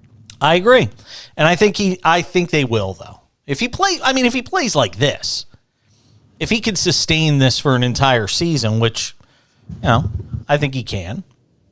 But if he does, I think he'll be back. But again, most disposable position in football. You see it every year. Teams elect to let these guys go. All right, contender, pretender. Not all records are created equal. I'm just going to talk about the 2-1 teams. Maybe I'll slip in a 1-2 team if I deem them worthy for contender, pretender. The Bills at 2-1, contender. No doubt about it. We know what this team is. They're obviously a Super Bowl contender. They're going to be really, really good all season long. I do not take the loss and the way the game ended and the closing seconds and Ken Dorsey losing his mind in the press box. By the way, who thinks it's a good idea? Talk about too many cameras. Who thinks it's a good idea to have a camera in that box like that? I never get the fascination with these networks having the camera and the coordinators. It's like, okay. It's like a reality show. It's like It's like Big Brother, Vlad. Vlad, it's like Big Brother. Absolutely. It's like, why do I need to see the guy that's not on the field? Who cares? Then if we can boot, they're in the box. Yeah. That's what we seeing. And poor Ken Dorsey's got to go out there and apologize for how he behaved. And he doesn't have to. No, I agree. I don't know why he's apologizing. I'd be pissed off too. Yes, just for one thing, that was a horrible. He looked weird. He looked weird. He looked weird getting upset. Yeah. It looked like it was probably the first time he's ever been this upset. Well, I think he didn't want to. He all of a sudden he got ready to break the Surface Pro that was up there, and then all of a sudden he was like, "Oh wait, I'm gonna make like I'm breaking it, but I'm not gonna break it." That's kind of what you got. All right, but so we'll say Bills obviously contenders at 2-1. We know what the Dolphins are at 3-0. They're obviously going to be a team that hangs around all season long and is part of the playoff picture. Jets and Patriots. I mean, look, I know a lot of people are down on Mac Jones. I still think the guy can win. It's early in his second season. He's going to be out for a while with the high ankle sprain, and the Patriots are going to have to figure out a way to win with Brian Hoyer. But I think that injury yesterday probably dooms them as far as being a contender at any point this season. AFC West, obviously we know what the Chiefs are. The loss yesterday, notwithstanding again to the Colts. Give me Patrick Mahomes. Give me that offense. They're going to be there all season long. The Broncos at 2-1, I am not buying. I am selling on Denver. I know that everybody's going to point to that touchdown drive where they were able to take the lead in the game yesterday and try to convince you that that's the real Broncos. That's what we can be. But it's one drive in 3 games, and I need to see a lot more than that before I buy into the Broncos, who have 43 points in 3 games. 43 points. The Chargers are 1-2, and honestly, I'm as big as a Charger guy as there is, but at 1-2, and with the dearth of injuries this team has sustained, and knowing that Justin Herbert's going to be playing hurt for a long time, because this is not something that's going away quietly, where it's going to get better every week. This is going to be very gradual. And I think the Chargers are in trouble. This could wind up being a lost year for them. Do I think it will be yet? Am I ready to say it's over now? No, I'm not calling the patient dead. But they are 1-2, and that's big problems. The Raiders are done. Done. Forget it. Vegas, goodbye. Josh McDaniels. God, terrible is that team. 0-3. Terrible loss again this week. Just awful. AFC North, Browns at 2-1. And I'll say yes, I'm buying on the Browns. You're 2-1 with Jacoby Brissett. Again, he's not going to lose you games. And I think they can tread water long enough to get back to Deshaun Watson. And if you believe in Deshaun Watson, no matter what you think of the guy from a character standpoint, Browns are still very much a part of everything right now. The Ravens at 2-1, yes. Defensively, I have major concerns about that team. They give up 26 to a Patriots team that is not good offensively. And if before the season started you told me this Ravens team, and I'll credit Vlad, I was high on this Ravens team defensively before the season started. And through 3 games, they've given up 77 points. They're averaging almost 26 points a game being allowed. That's not a Super Bowl contender. Right, but that's only within the first 3 weeks. Like I get said, it. I know you, and I know you're saying you believe is a contender, but in some regard, bro, this is like right now might be the first week out of train. Like might be their first week where they feel like all the teams feel like, all right, we don't have that training camp like preseason type of feel, because with only 2 preseason games, was it 3 preseason games now? And a lot of teams a lot of teams not playing their starters. Yeah, I'll buy that for a week, maybe 2, but now 3 weeks in. First month. I'll give it the first month. I'm not giving that much. I'll give them first month because these guys are not literally practicing, bro. Like they're not getting any real game action. I get it. So there's mini camps, there's off-season workouts. These guys all practice with each other. You got Russell Wilson having practices in San Diego with his Denver teammates. I'm sorry. I'm not. Look. You know me. I'm not knee-jerk reaction guy. But I feel like after 3 weeks, I'm not saying these teams are, with the exception of the Raiders. I'm not saying, it's over, and put the toe tag on them, but I think you can start to make some deductions. You can start to deduce what some of these teams are. And again, the Ravens defensively through the first 3 games have not been good. I mean, there's no getting around it. And Lamar Jackson is playing at an all-world level. And if not for the fact that Lamar Jackson was that team's starting quarterback right now, they could easily be 1-2. Ravens are dumb for being one of the smart. Now you cost yourself more money. You're gonna have to give that man $300 million guaranteed. I'm still gonna hold on to. He could go for 4,000 yards, and I get it. But if he okay, let's say he does for 1,000 yards. Hold on, let's say he does. And let's say they're the let's say he does, and let's make the argument that they are the. I'm trying to see what seed they would be. They're probably the 2 seed. They win the division. No. I'm saying if they win the division, they'll probably be a 2 seed. 2 seed or 3 seed. Because the Jaguars. Jaguars will be. Dolphins will be Dolphins. The Bills, the Chiefs will. So it'll be a 3 seed. right? That's fair, I right? still believe Buffalo. Right. I still believe Buffalo and Kansas City will win their All right, divisions. fine. But I'm saying, regardless of what you think of that, you think worse than a 4 seed, but I think they'll be between 2 or 3. okay. Let's say they lose their first playoff game and Jackson plays like garbage in that game. You still think he's getting $300 million? He's not. Yes. Not from them. He's not. He'll Yes. He'll get tagged. I'm telling you, Vlad. They're not giving. If they weren't willing to give him that before this season, at 1-2 in the postseason, despite the fact that he put up great regular season numbers, you think they're going to give him all of it guaranteed like he's asking for? No. Nope. Yeah. Telling you, they won't. Dak, you're gonna have to, because you're not gonna want to lose that guy. No, but you can tag him. They can This is his tag him fifth for year, up bro. to 2 years. That's the thing. And I think Lamar won't play. Okay, then he doesn't play. But I'm just telling you, they're gonna if they go out one and done in the postseason, and he plays the way that he's played in the postseason, he's not getting that contract. He's just not. I'm not saying the guy isn't talented. I'm not saying he hasn't had a great start, but they're not giving him that money. This organization has shown their cards on how they deal with this stuff. Flacco got his contract because Flacco won a Super Bowl. I mean, they didn't want to give it to Joe, and Joe was a guy that won in the postseason before he even won that Super Bowl. He was able to win postseason games, and they still didn't want to give it to him until he won a Super Bowl. Now, I'm not saying Lamar's got to win a Super Bowl, by the way, but he's got to win a couple of games in the playoffs.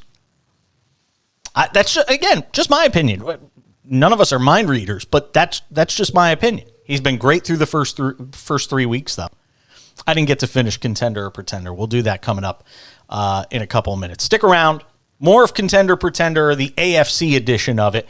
I'm Jason Page. The cash-in rolls on Sports Map Radio. I mean, you got to admit, Vlad, when you look at the way they handled Flacco and they've set the precedent, and now the way they've handled the negotiations with Flacco Lamar. only wanted $2 million, and they fucked up in that. And they tried. Right, but what I'm saying is, if you look at history as a precedent with the organization and how they handle it, you can't say, well, look, the Browns did this, and the Cowboys did this, and the Cardinals did this. This is not how this organization operates. So Yeah, I don't think they're going to. Well, that's before when they had, because they were identified by their defense before. Their identity now is not their defense. Their identity now is Lamar Jackson. You still got to win in the playoffs. So what? All right, he's been in the playoff 3 times in 3 years. I get that. But you're making it seem like this guy's like freaking 0-4, like he's Kirk Cousins, and Kirk Cousins made more money than him. But you can't point to other organizations, though. Again, because not every organization treats these things the same way. Well, and then you fuck up. That's it. And that might be the way it winds up. You're gonna fuck up. But if I had to guess, if he went one and done in the playoffs, I think the same offer is going to be on the table. If he doesn't take it, they'll tag him. You can go one and done. What if he has ridiculous numbers and that defense shits the bed like they've been doing the last 3 weeks? Then that's a different argument. Okay, then. So then that's what I'm saying. We make it seem like it's all on him. Yes, it is all on him because he's the quarterback. But if he's doing his thing and they lose, that ain't all on him.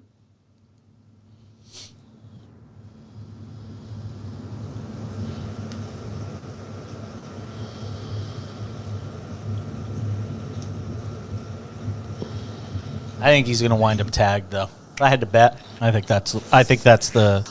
And look, and he's going to get $40 million if he's tagged. Why tag the man when you just complain? Like the more you tag him, and he puts up more numbers, you know that's going to be $500 million. Like these guys, he's never getting that contract. I'm just telling you. He ain't Not from them. Not from them. He'll probably, you know what he'll do? He'll go to Pittsburgh. That'd be great. Oh, could you see him and Mike Tomlin? Oh, Ravens would kill themselves. That fan base would go crazy if he went to the Pittsburgh Steelers.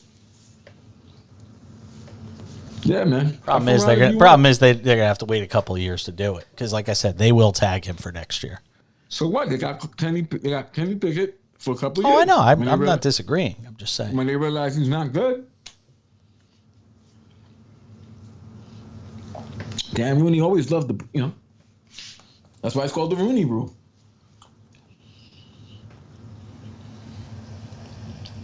Hold on, come back.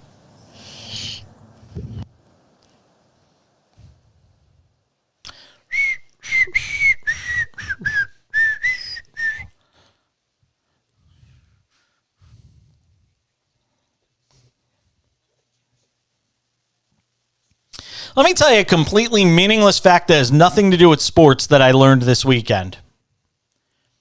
You ready for this, Vlad? Something I learned this weekend that I never would have thought in a million years. What's that? Guns N' Roses only had one number one hit. November Rain? No. I thought that would have been like their second. I would have thought Paradise City was a number one. I would have thought that November Rain was a number one. I would have thought they had three. Sweet Child of Mine. Sweet Child of Mine in 88 was their only number one hit. And if you had told me that, I would have had you peeing into a cup. I never would have thought in a million years that was their only number one hit. I learned that. That was the dumbest thing I learned this weekend. And I thought I was a connoisseur of the 80s. I never, if somebody had told me how many number ones did Guns N' Roses had, I would have said there's no way they only had one number one hit. Never.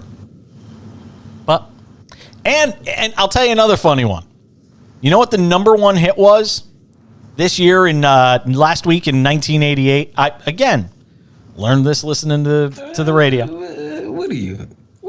Casey Kasem. Yeah, I'm Casey Kasem. Casey Kasem now? Yeah, I'm playing the hits. Long distance dedication. You know what the number one hit was in 1988 on this week? I was shocked to learn this. September 1988, September 26, 1988. You'll never. If I gave you 100 guesses, I don't know if you'd get it, because when I heard Lisa it, Stansfield. I almost died. Huh? Lisa Stansfield. No, it was Bobby McFerrin. Don't worry, be happy. I can see it. That was a big hit that year. I never would have thought it. That was number one this week. You imagine? Well, yeah, 34 years ago, yeah. I never thought of that as a number one song. I remember getting played a lot as a kid, but never number one. Dude, that was a simple dump. Oh, I know. See, brings this hour. Song. That puts a wrap on this hour. Get back to Contender Pretender in the next hour. Talk some Kyrie Irving and a lot more as we continue. I'm Jason Page. The Cash In on Sports Map Radio and the Sports Map Radio app. Never in a million years would I have thought Bobby McFerrin. I wouldn't have thought of them immediately, but when you think about it. Here's a little song I wrote. You might want to see me. I can't wait. I got to get a Jacksonville person this week. You got to get it. Oh, yeah. You know, the big game is Philadelphia versus Jacksonville. Kudos to Matt Verderam, man. He was on that. You know what's funny, though, is everybody who breaks down that team starts it the same way. It's so good to see what could happen when a team has a professional, competent head coach. Everybody just wants to basically shit on Urban Meyer. I wanted to text you on Saturday. I was like, why the fuck is Urban Meyer part of Fox's Big Noon? Yes. Can you imagine? Yeah. Oh, by the way, your girl Shalice ripped Brett Favre in a new article, bro. Yeah. She was on that story 2 years ago. Right, but she said, forget why nobody's covering why these companies are still back.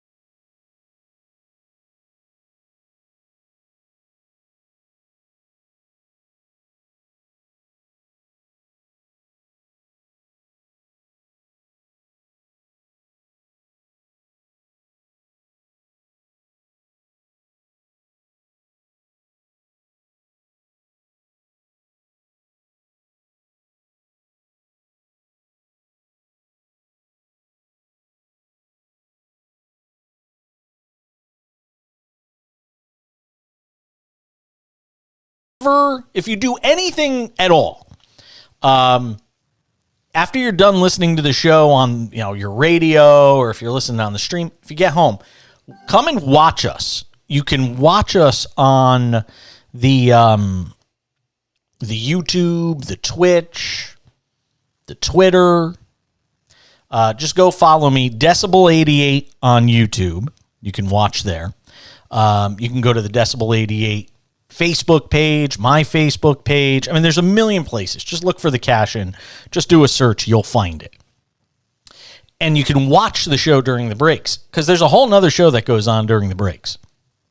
I always remember when I got into radio and started hosting talk shows, and boss would tell you, don't do the show during the breaks. No, we do the show during the breaks too. We do the show for our audience, and then there's a whole nother show that goes on during the breaks. But we were talking about music and shows that we go see, and I was saying Maroon 5 is playing New Year's Eve here in Palm Springs. And I was saying maybe that would be a show worth going to see on New Year's. I don't know. Anyway, we'll come back, get into Contender, Pretender, some more AFC and NFC. I'm Jason Page. It's the Cash In on Sports Map Radio. Stay with us for another hour.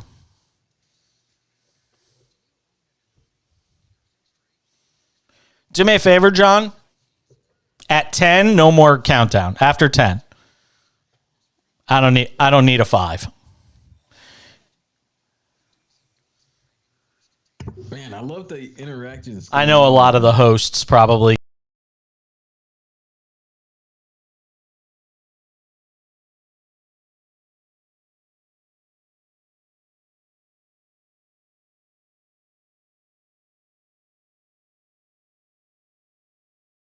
They talk to me, they understand. They come to me, they understand.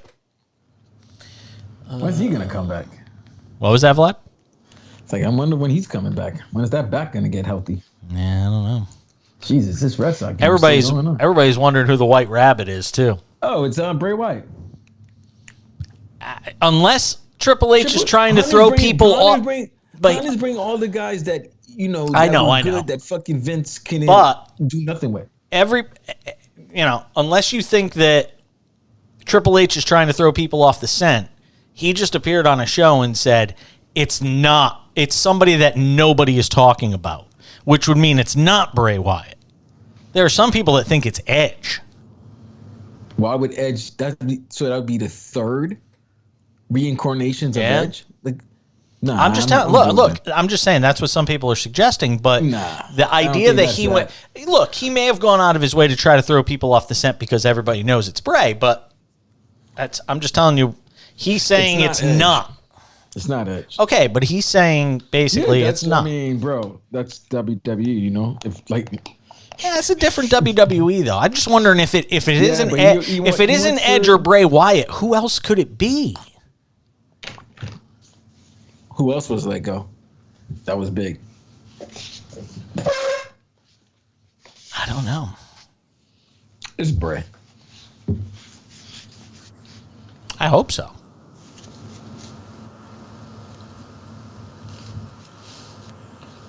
My dog is in the funniest position ever right now. I've got to take a picture. Because you know what they need to do with Bray? They need to make Bray into the new Taker.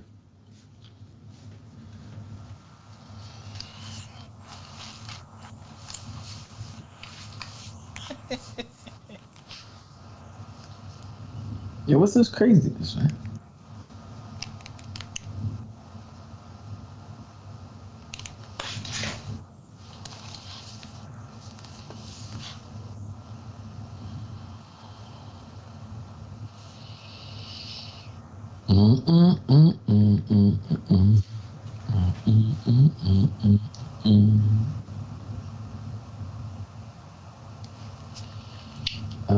Coming back.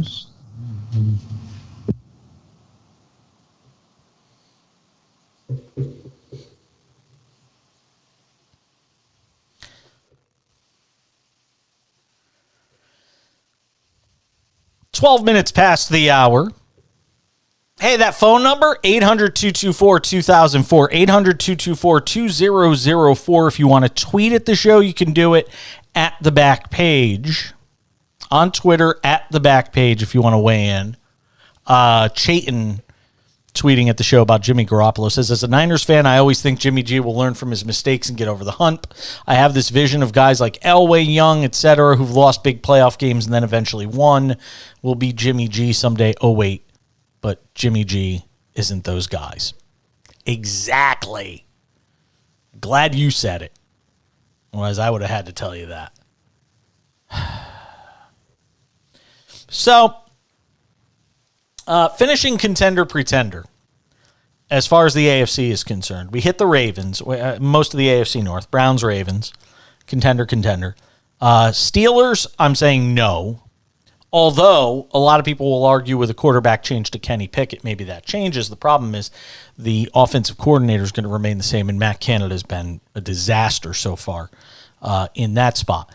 The Bengals at 1-2, I will still say yes.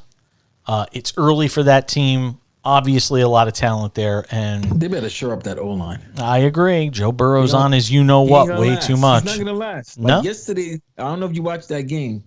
Jets had many opportunities to put him out, put him down, and he did a great job of escaping and extending plays. But yeah, you can't. He can't be on the run. 1-2 Jet team that's still trying to figure out who they are. They go against a team that really knows who they are. Yeah. He's Leonardo DiCaprio and Catch Me If You Can right now. He's just running from place to place, just trying to hide and not get killed. Yeah. Got number 28. Give Joe Mixon the ball at times as well.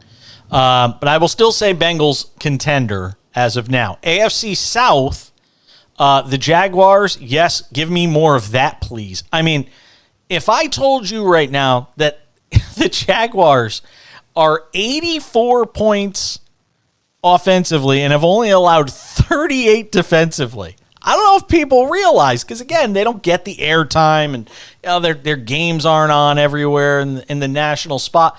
The Jaguars are really good through 3 games. And I know a lot of people are having fun at Urban Meyer's expense and talking about Doug Peterson as this team's head coach and what it means to have a capable, competent, professional head coach. But it's true. It's absolutely true. What he's doing with Trevor Lawrence, and look, they went and made upgrades. Don't get me wrong. I mean, it's not as if this team didn't change the complexion of its roster during the offseason. But Doug Peterson is the common denominator here to why this team is succeeding the way it is. He is making players better. He is putting players in a better position to succeed than the guy that he replaced, who's now doing games on Fox. NFC contend. Oh wait, I didn't finish the AFC. Sorry. Jaguars 2-1, who a lot of people now are saying, hey, they got to be considered the favorite to win that division, but not so fast. With what the Colts did yesterday, a lot of people believe that's going to unlock them. They're getting healthy. I'm still not there yet. I'm still not buying that yet. I still list them as a pretender. Jaguars, yes. Titans, no. Texans, no. Just the Jaguars. That's it. By the way, Giants 1-10 against the Cowboys since the start of 2017. Thank you, ESPN, for that fact. And for reminding me that we suck against the Cowboys. NFC, all right, here we go. NFC East, Eagles, yes, obviously, 3-0. We all know the story by now. What Jalen Hurts has done in his, well, really, it's his big breakout season. And I think he's still going to get better the more he plays. And that defense, just 50 points through 3 games. The Cowboys 2-1. Now look, they've scored, but this is what I mean about all things not being equal. I mean, the Cowboys are 2-1. They've scored 46 points and allowed 52 points in 3 games. I mean, it's amazing sometimes. Not all records are created equal. I get it. I'll say yes, contender on the Cowboys still. The Giants are 2-1, pretender. I don't care. You can argue with me all day on this if you want. No matter where you're listening, Giants are a pretender. Watch that game tonight. Really watch the first 3 weeks and you could figure it out. Commanders, we don't even need to talk about it. NFC West, Rams, yes, a contender at 2-1. The 49ers at 1-2. Look, I think it's not that I don't think they have a shot to make the playoffs, but I have a hard time calling them a contender. I don't even know if they, with truth serum, could say they're contenders when they don't even believe in the quarterback that they had to put on the field. I can't call them a contender. They might make the playoffs. I cannot call them a contender. I'm sorry. Cardinals at 1-2, no. Seahawks at 1-2, no. I watched Geno do Geno things late in that game yesterday. NFC North, yes on the Vikings, yes on the Packers. And this is where, again, not all records being created equal. Vikings, Packers, and Bears are all 2-1. Which doesn't belong and why? I mean, Justin Fields even admitted after yesterday's game he played like hot garbage. They're 2-1, though. And here's the funny thing. The Bears are 2-1 and the Lions are 1-2. If I asked you through the first 3 games who's played better, you'd say the Lions. And yet they're 1-2. Matter of fact, the Lions, I think, lead the NFL in scoring through the first 3 weeks. 95 points through the first 3 weeks. Problem is they're giving up 93. I think yesterday was the first game they hadn't scored 30 points. It's just amazing, though. And they had a ridiculous streak of like scoring a touchdown. They're fun to watch. They're fun to watch. NFC South. We'll finish it out. Buccaneers, obviously still a contender. But they got problems offensively. But look at how good they are. They've given up 27 points in 3 games. I mean, that's insane. Panthers 1-2, no. Saints 1-2, no. Falcons 1-2, no. Sorry, not there on the Saints. There are people that picked the Saints to go to the Super Bowl this year. I wonder how they're feeling after 3 weeks.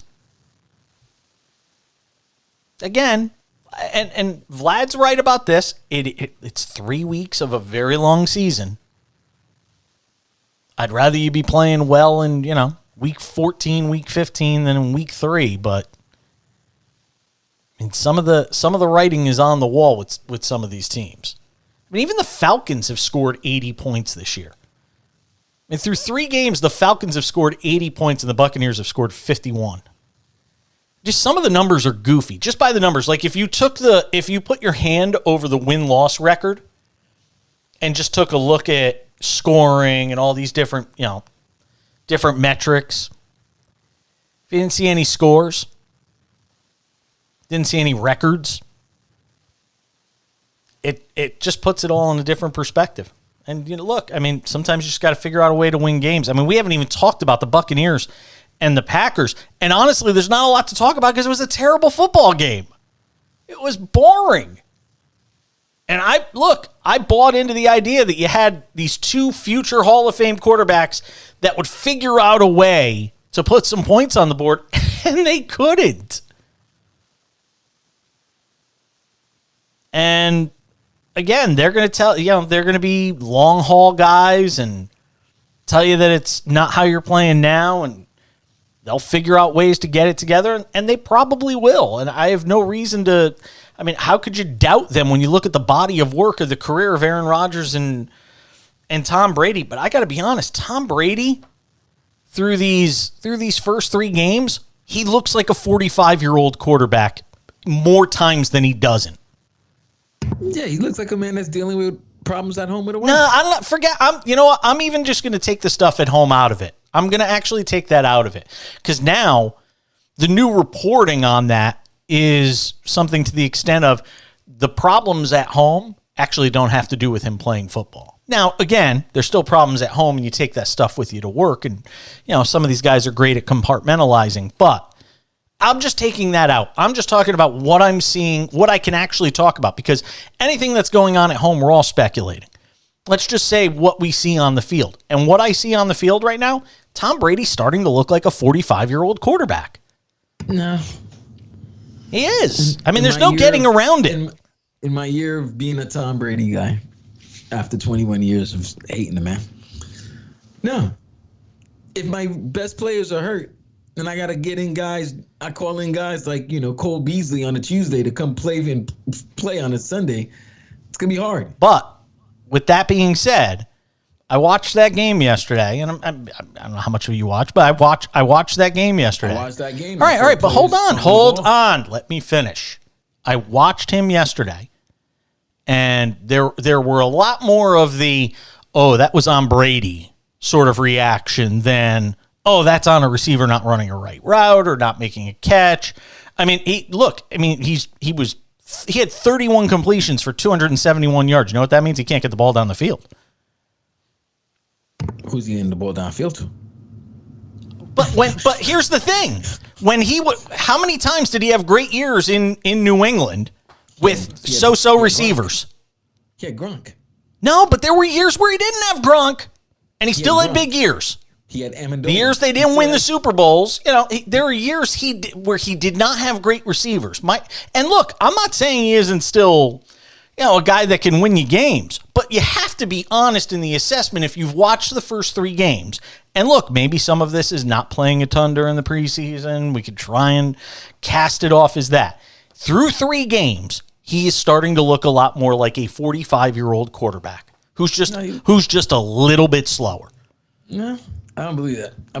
Now look, I'll say this. Much like they say with boxing, last thing to go on a boxer is his punch. I still think the arm is there. But there's one thing to remember this. Now, let me finish this segment out because we're running a little late. Fast twitch. Can't keep it forever. You can have a rocket of an arm, but being able to pull the trigger, fast twitch. There's a reason that guys that are 50 years old aren't the best video gamers in the world. Fast twitch. Same thing as a quarterback. It's fast twitch, and no matter how good you are and how well it's still going to be a little bit slower. In a game that moves as fast as this one does, I just think he's a little slower. And that's all the difference when you're talking about a game where there's a margin of a half a second there or half a second there. I hope I'm wrong. I want to see him have a big final season, but it's kind of what I see. We're coming back. We'll get into Kyrie Irving. It's everybody but Kyrie. We'll get to that next as we continue. I'm Jason Page. It's the Cash In on Sports Map Radio.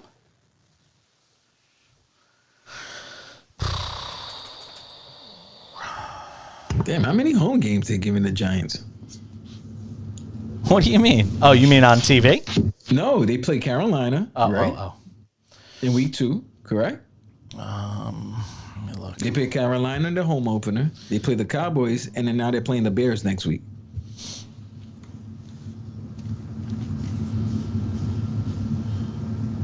They got the Giant. They got the Panthers, Cowboys, Bears. Then in Green Bay. That's in England. So it's not really a road game. That's right. You're going to England. And then Packers got to be pissed about that. That's nasty because London, to go to England is closer to New York than it is Green Bay. Yeah, I'm not saying that though. It's like the Packers are It's not like they're Jacksonville. Why are you taking a home game away from them? Like those people. Yeah, that's terrible. That's terrible. And they get the Ravens at home. I mean, look, they get a lot of their tough games at home. I'm just trying to reassess what I think their record's going to wind up being. 2. I think they could beat the Bears. That's 3. Who, the Giants? Yeah. Beat the Bears. It's 3-1. Lose to Green Bay. Lose to Green Bay. 3-2. Lose to the Ravens. 3-3. At Jacksonville. 3-4. At Seattle. 3-5. 4-4. No, they're beating Seattle. You think they're beating Seattle on the road? Yeah. You're more optimistic than me. But I'll say 3-5. I have had Geno. I've had Geno as a quarterback. I know. And there were times he looked really good in that game. He's Geno. It was the same thing with Mariota. I know. Mariota. I'm like, oh my God, why hasn't Mariota? And then there's times like, oh, I understand why Mariota's not starting. Yeah. Jaguars. All right, we got Seattle. I say 3-5. Home for the Texans, 4-5. 4-5. Oh, I got home for the. But you all right? Home for the. Keep yours. Just hold on, because you're gonna mess up my math. 4-5. Home for the Lions. They could lose that. They could lose it, but it's a toss-up game. If you ask me right now, that'd probably be a pick'em game. Yeah, and I'll go with the Lions. I know you would. I'm just saying it could go either way. It's a toss-up game. I mean, let's just, for argument's sake, say they win. They're 5-5. Lose to the Cowboys in Dallas. It's 5-6. Home for the Commanders. Say they win. That's 6-6. Home for the Eagles. 6-7. Home for the Commanders. Or no, at Washington. Let's say they can beat them. 7-7. God, are the Giants really going to win 7 or 8 games? Yeah, they could. Yeah, coming back. It's not that strong. No, I know. Come back. Why is Chase Daniels on NFL? Never. Well, NBA Media Day. Yep. NBA Media Day was earlier today. And I'm sure I don't know if every team was today or some teams are tomorrow, how any of that works. Kyrie Irving did his usual thing, talked to the media, and he actually went out and said that he cost himself $100 million. And, well, I'll let Kyrie explain in his own words.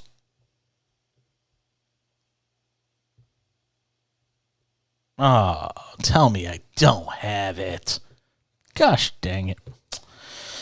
All right. I thought I had Kyrie Irving ready to talk about his contract situation. Here it is.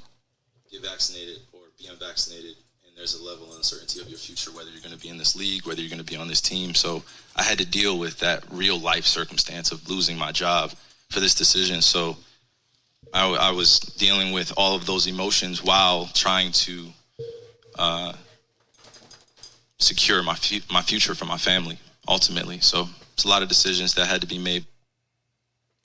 And Kyrie basically, in this press conference today, talked about the narrative that people have put on the Nets, which, by the way, is a narrative completely created by their own actions and the way they've conducted themselves, both as an organization and how individual players on that team have decided to conduct themselves.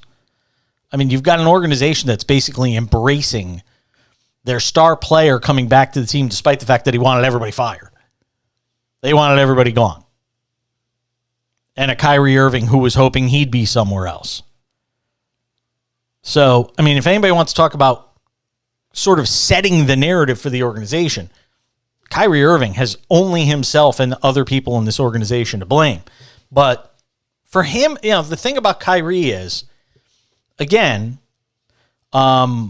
without sounding as intelligent as Aaron Rodgers can at times, Kyrie Irving, to the contrary, can sometimes sound very aloof, and he tries to make himself sound like he's a lot smarter than he is, and he tries to put the onus on everybody else, Flat Earth, Alex Jones videos that he's posting, not getting vaccinated, and then saying, well, it's everybody else's fault. I mean, with Kyrie, I would just like to once have him say, you know what? It's on me. You know, this idea that people think he's selfish. Well, when you basically hang your whole team out to dry, they all went and got vaccinated, and you decide not to. And who knows what you're basing your decision on, because based on everything else in your life that you like to, pronounce, and the way you like to put information out there, there isn't anybody out there that would believe you're basing your information on anything credible. Again, flat earther, Alex Jones. You have no credibility on anything that has to do with anything of real substance. So when people bang on you, you know, there are some athletes who I think have been unfairly banged on over the years. Kyrie Irving's not one of those guys.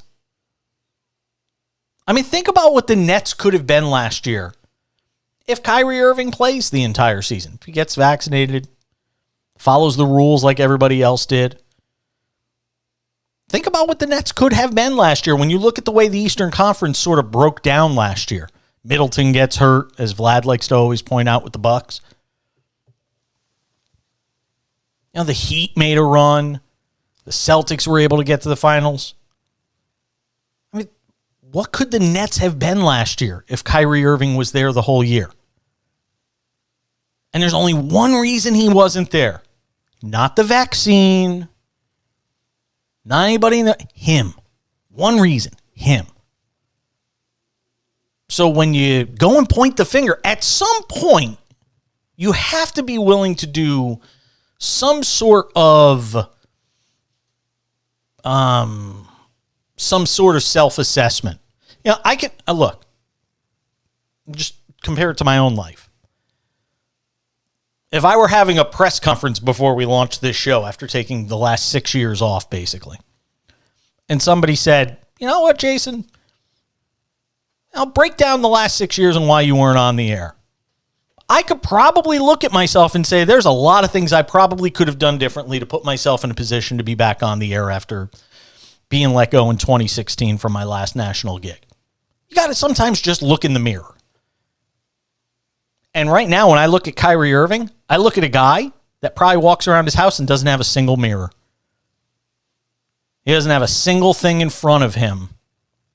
He doesn't have a single thing around him that allows him to look within himself for some of the reasons why his life is where it is. Gave up $100 million. You gave up $100 million. You would have gotten a $100 million contract. You chose not to get a vaccine that everybody else, virtually everybody else, got. You made that decision. That's nobody else's fault.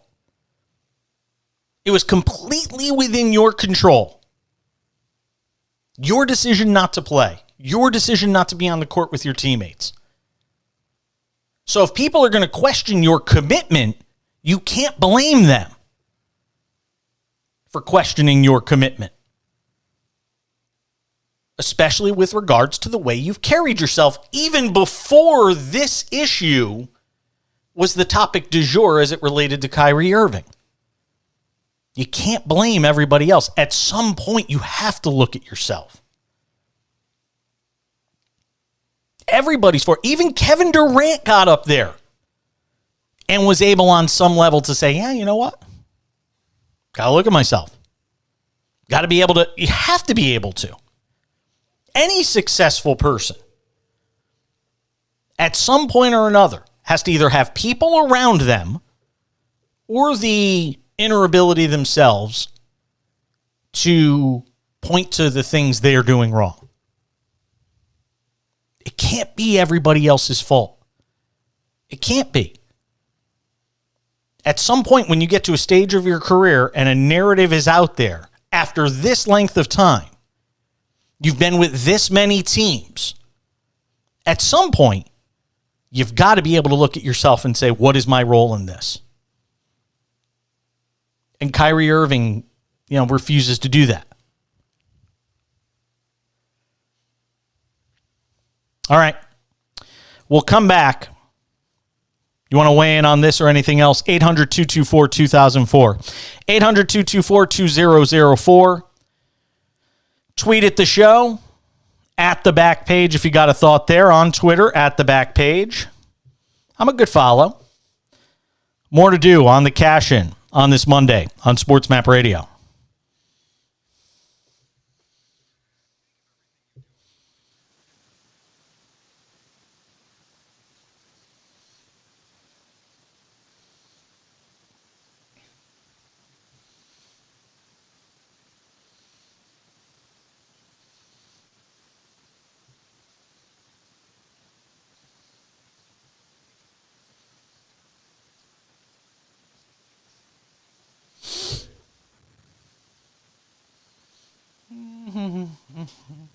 Thing is, Giants finish with Vikings at home, entertain the Colts, and then at the Eagles. So 7-10 is very possible. As is 8-9, but probably 7-10. Probably. Around here, it takes several sources.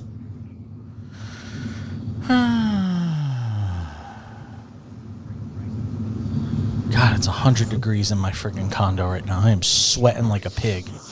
Yeesh, I saw that. Saw what? I saw that because I get California weather advisories and I see that it's been hot. It was 106 today, which is, it's late in the year for that. Usually we're starting to get down into the 90s, and we will next week. This is the last week of the stupid hot weather, and then it's going to start getting nice. Like if you come here in October, it'll be nice. Problem is my partner's going away everywhere. He's in Virginia this week. He's in Vegas the week of the 17th of October. He's in Phoenix the week after that. Like, he is all over the place between now and the end of the year. He's traveling a lot.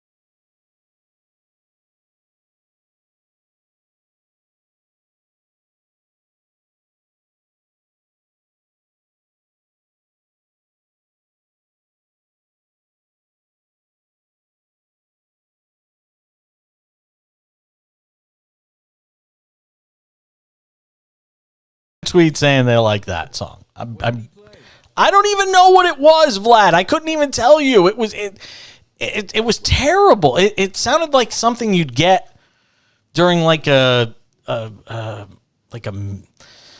don't know, like a bad 80s sitcom. It was like bad 80s sitcom music. Oh, all right. Well. It was really bad. The only thing missing was the guy turning to the camera and smiling with his name underneath him. Norman Fell. What up, Mr. Roper? Oh my God, it was terrible. And John knows I love him, but my God, that was rough. Can I just say, look, I'm not going to bore people with all the details of who Kim Mulkey is. If you're a sports fan, you don't know who she is, then you just follow strictly men's sports. Maybe you know who she is, maybe you don't know who she is. But she's the former coach at Baylor. She was the head coach when Brittany Griner played there. And she could be a bit of a hard butt. Replace that with a word that rhymes with pass, and you'll figure out what I mean. You can't say that. You just can't say the word. No, I don't know if that's one you could say. I don't like to take chances. 3 weeks back on the air. There's nothing wrong with someone saying somebody's a hard ass. Hard ass? Yeah. No. Well, John will hit the dump button if he thinks it's something we can't say. You just mean that somebody safe harbor. It's after midnight on the East Coast. So we can say that. Maybe. It is safe harbor, and also just means somebody who's demanding and just wants more. Yes, but she also she's also got a bit of a way that she carries herself. We'll just say. You talking about Kim? Kim Mulkey is who I'm talking about. Yeah. So she was asked at Media Day today about Brittany Griner. And, well, take a listen to the question and how she answered it, and then we can talk about it on the other side. I promise this one will actually play. But this is live radio, and this is what happens. Here it is. And how would you describe that process of putting that collective group together? And then, too, I just wanted to get your thoughts on Brittany Griner's situation. And I don't think I've seen anything from you on that. And just can you? And you won't. I'll answer the first one for you. Wow. I mean, that's what she said with regard to Brittany Griner. And you won't. This is a girl who played for her for 4 years, helped deliver a national championship to Baylor, and she can't say a damn word about it. They might not get along, Jason. Okay, even if that's the case, you got to have more class than that. No, you have to. You have to. She's not going to answer. No, you don't. Yes, you do. See, Vlad, this is the problem. This is a leader of college women. If you are the young women in that LSU locker room and your head coach can't say a damn thing about a WNBA All-Star, a former college All-American who helped her win national championships at Baylor, can't say anything supportive of that person, I'm sorry, but that's on Kim Mulkey. Do you know their personal relationship? Doesn't matter. Yes, it doesn't matter. If I don't, Jason, let me tell you something right now. If I don't F with you and somebody asks me about you, I'm going to say the same exact thing. You still got to say, sometimes you have to say the right thing, Vlad. Vlad, you got to say the right thing. Vlad, let me tell you something. You are alone on this island. I'll stand on this. Okay, stand on it. I don't mess with you, and somebody ask me a question about you, and I don't want to answer it. I'm just saying no. Like I said, you can stand on it all you want. You're by yourself, though. No, I'm not. You are. No, I'm not. You're by yourself. She's getting crushed today. I guarantee you I'm not. Because she's getting crushed. No, it doesn't matter. I'm not. It does matter. She's getting crushed. And she's getting crushed because it's classless. All you've got to do in that spot, if you're her, say, hey, it's terrible what's going on there. Nobody should be held against their own will. And hopefully she gets home safely. You don't got to say you like her. You don't got to say we're breaking bread together. You don't have to say any of that. Because the fact of the matter is, there isn't anything out there publicly.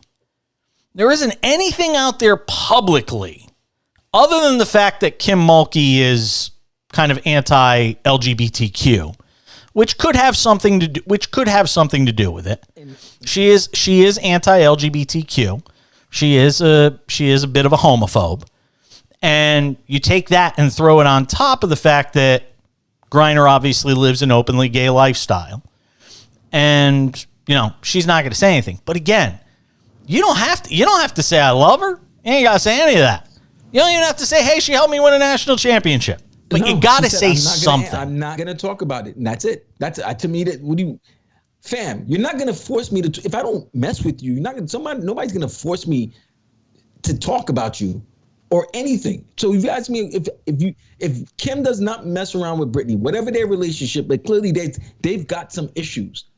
You want to ask her about him? No. And the second thing is she's no longer the coach of Baylor. But nobody asked. But here's the thing, Vlad. Nobody asked about her issues. All they said is, "What do you think about her being in a Russian prison?" It doesn't matter. That's it. Nobody asked about issues. It doesn't mess with her. But it's not a matter of messing with her.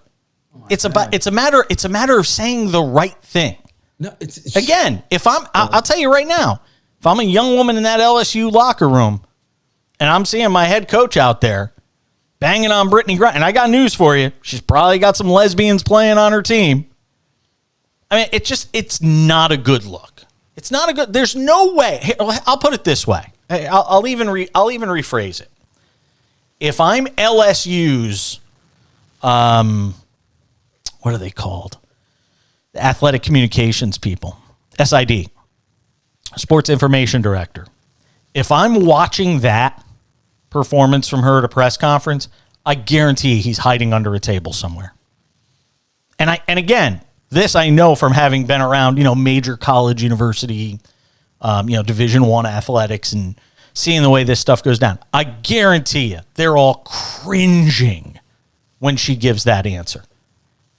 Because now, instead of it being a one-day story or even a 1 hour story, it's a 2 and a 3 day story where I guarantee you, Vladimir, I will guarantee you, in fact, I'll Vince McMahon, I will guarantee you, she's going to have to do a mea culpa on this and give a better answer. Here's how about this. Mulkey and Griner have had a falling out nearly a decade ago, and the Stars' relationship with Baylor had been strained. So that means for nearly a decade, they haven't messed with each other. Nobody's asking anybody to mess with you. Jason, I don't think you, Jason, I know you're looking at one point because that's your community. No, so it's not even that, Vlad. Even if she wasn't a lesbian, it's Jason, the wrong thing to say. Let me ask you a question. If you don't mess with somebody and somebody asks you a question about that person and you don't mess with that person, what are you going to say? You still say the right thing. And she said, I'm not going to comment on that. That's not saying the right thing about a person that's being unjustly held in a Russian prison. Unjustly held? She's okay. We think she's unjustly held. Vlad, we don't know she's being Vlad. You don't want to go there, Vlad. Jason, you don't want to go there, Vlad. You don't want to go there. We don't want to go there. You don't want to go there. What are the rules, Vlad? What are the rules? You can't go there, Vlad. I can't go there. You can't, Vlad. Different rules and different. Vlad, countries. You're going Fox News right now, dude. I'm not going Fox News, you bro. are. Whatever, bro. Whatever. You can't say that she can't. You can't victim blame Brittany Griner for going over there, getting caught for some petty crime and getting locked up for 9 years. You can't do it. I'm sorry. You just can't do it. I'm sorry. I can't let you do it. You can't do it. And Kim Mulkey's got to be better than that in that spot. And I know that's not her MO. And there's enough things you can go after throughout her career and her lack of discretion when speaking publicly. But you can't in that spot, if you're Kim Mulkey, just say, I'm not going to say anything. When the entire world right now is pushing for the release of Brittany Griner. You got to say something more than that. You just do. And look, maybe I hope, even if it's not sincere, I hope that she gets an opportunity to say something different than what she said today. Because saying nothing, you might as well just, no, I won't say it because I don't want to get myself in trouble. By the way, Baylor Bears women's basketball coach Nikki Collin spoke to the media. And when asked about the comments surrounding Kim Mulkey, she, didn't really want to say anything about it. Colin took the high road, basically, after biting her lip, basically. But I have no respect for Mulkey in that spot. Because look, even let's just say it was my worst enemy. Let's just say it was my worst enemy, and I was asked that sort of question. I'd stand up and say, "Man, it's terrible what's happening, and I hope there's there's some sort of resolution to it in the near future." No, if you're the enemy, I got no comment. The enemy? Again, though. I mean, we're talking about an enemy? We have beef. Okay, forget enemy. If I don't mess with you, I'm not going to speak about you. What you want, the thing I want is for her to speak about Brittany, obviously, because she played for there and everything. And I get that. But you don't know their relationship. So you don't know if they don't mess with each other. Here's what I want. I want her to speak. Here's what I want. I want her to speak as an American about another American who's being who's being held as a prisoner unjustly in a foreign country. That's all I want. I don't think no. Well, then you're not going to get that, because if you use you're smart, man. If you use what you just said earlier, she doesn't support the LGBT community. So what do you think she's probably her side of the politics is? I don't know, because she hasn't said. Exactly. Okay, but if you're smart, you could follow. You see the pellets that's falling. You could follow it. No, I mean, look, she's obviously conservative, but even the most ardent conservatives. What if she agrees with what happens? What if she agrees? What if she thinks, well, she messed up, she was caught? What if she thinks that? Do you want her to say that? Even the most ardent conservatives would say she shouldn't be there for 9 years. Like, this thing should be over. She should have been sent back. That's what I'm saying. Even the most ardent conservative would say that. We'll come back. I got to wrap up the show. We'll come back.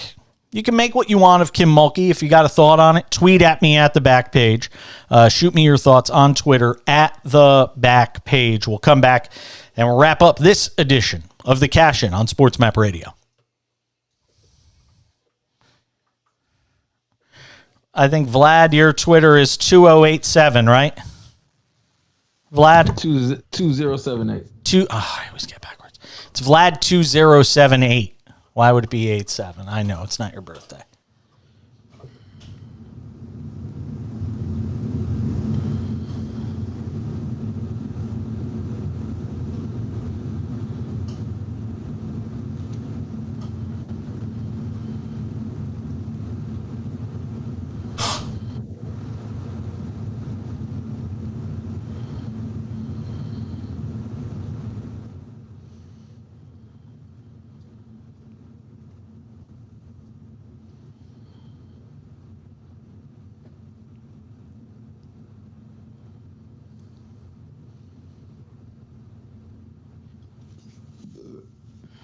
Trent Williams out 4 to 6 weeks.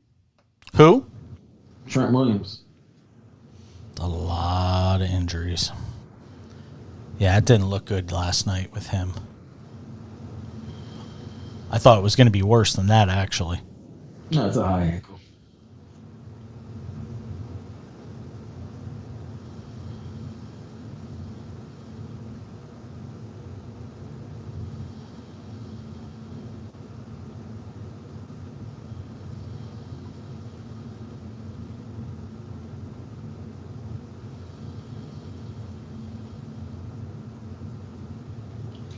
Yeah.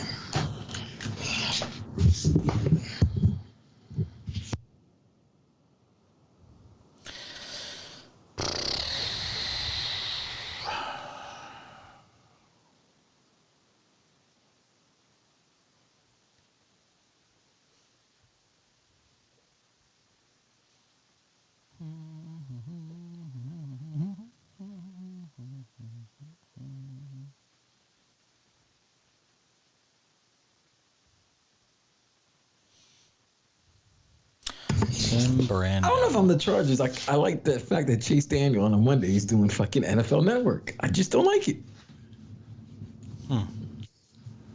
Yeah, that is a bit odd. That's just weird. I don't like players having a gig weekly, especially a backup. When's Extreme Rules, by the way? I don't know. It's not this week. It's not this week, is it? Sometime this month. I don't know. Yeah, but it's not this week. No. In October. It's in October. But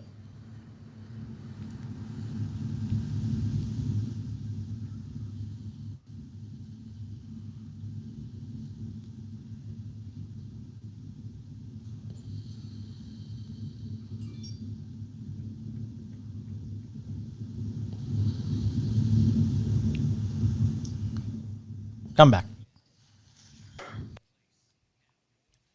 Wait a minute.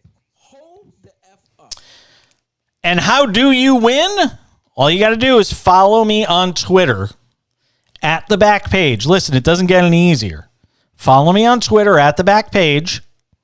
Send me a message, not a direct message. Just type me a little note on Twitter publicly. Say hello. You're entered to win one of our Wednesday giveaways. Every Wednesday, we give away something on the show. We've been giving away baseball cards and stuff like that. My dog is crying. You could tell the show is almost over. You know why your dog is crying? My dog is Because crying. I finally just heard the song that John played. Frankie Beverly. And what? Wait a minute. You are upset with Before I Let Go? Wow. You are so vanilla, boy. Wow, John. Wow. Jeez. It sounded terrible. No, it doesn't. That's one of the legendary songs of all time, you non-music knowing person. And trust me, I would curse at you right now Wow. if it wasn't on the air. That is a legendary classic song. How did you know the song? What, did he tweet it at you or something? No, I went back to hear it. I have no idea what it was. So for everybody that was upset with my comments on Kim, let the black people find out that Jason Page doesn't like Frankie Beverly and Mays, and see if let the brothers and sisters come at you. It doesn't mean I don't like black people music. No, but you hate that song, and you were Come crapping on. on that song. That is not a song to crap on. It's terrible. No, it's not. You're terrible. I'm done with the show. Wow. My executive producer is done with me. For John Belmer, our producer in Houston, executive producer Vlad, I'm Jason Page. It's going to do it. They're done with me. I'm back tomorrow with more great music and who knows what else. Sports Map Radio. See ya.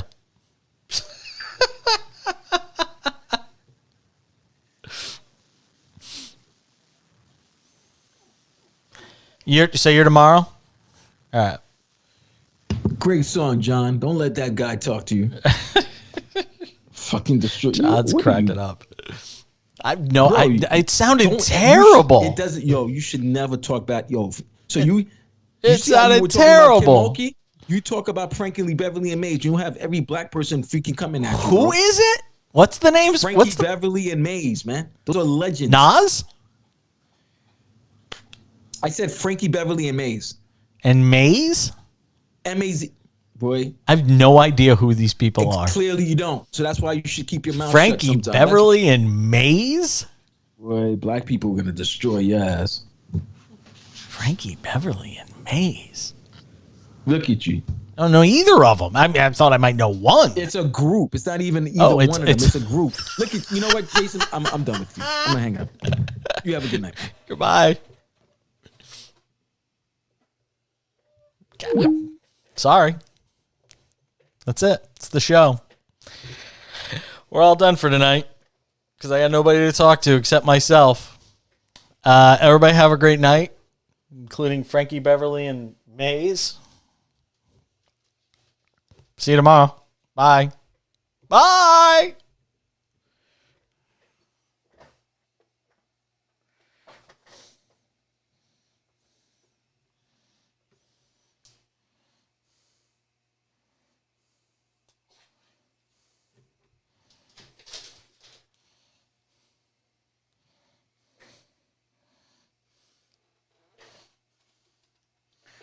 Papa Dukes. All right. All right, pal. Okay. So hot in here. Why is it 82 or something's wrong? Shit. Oh, no.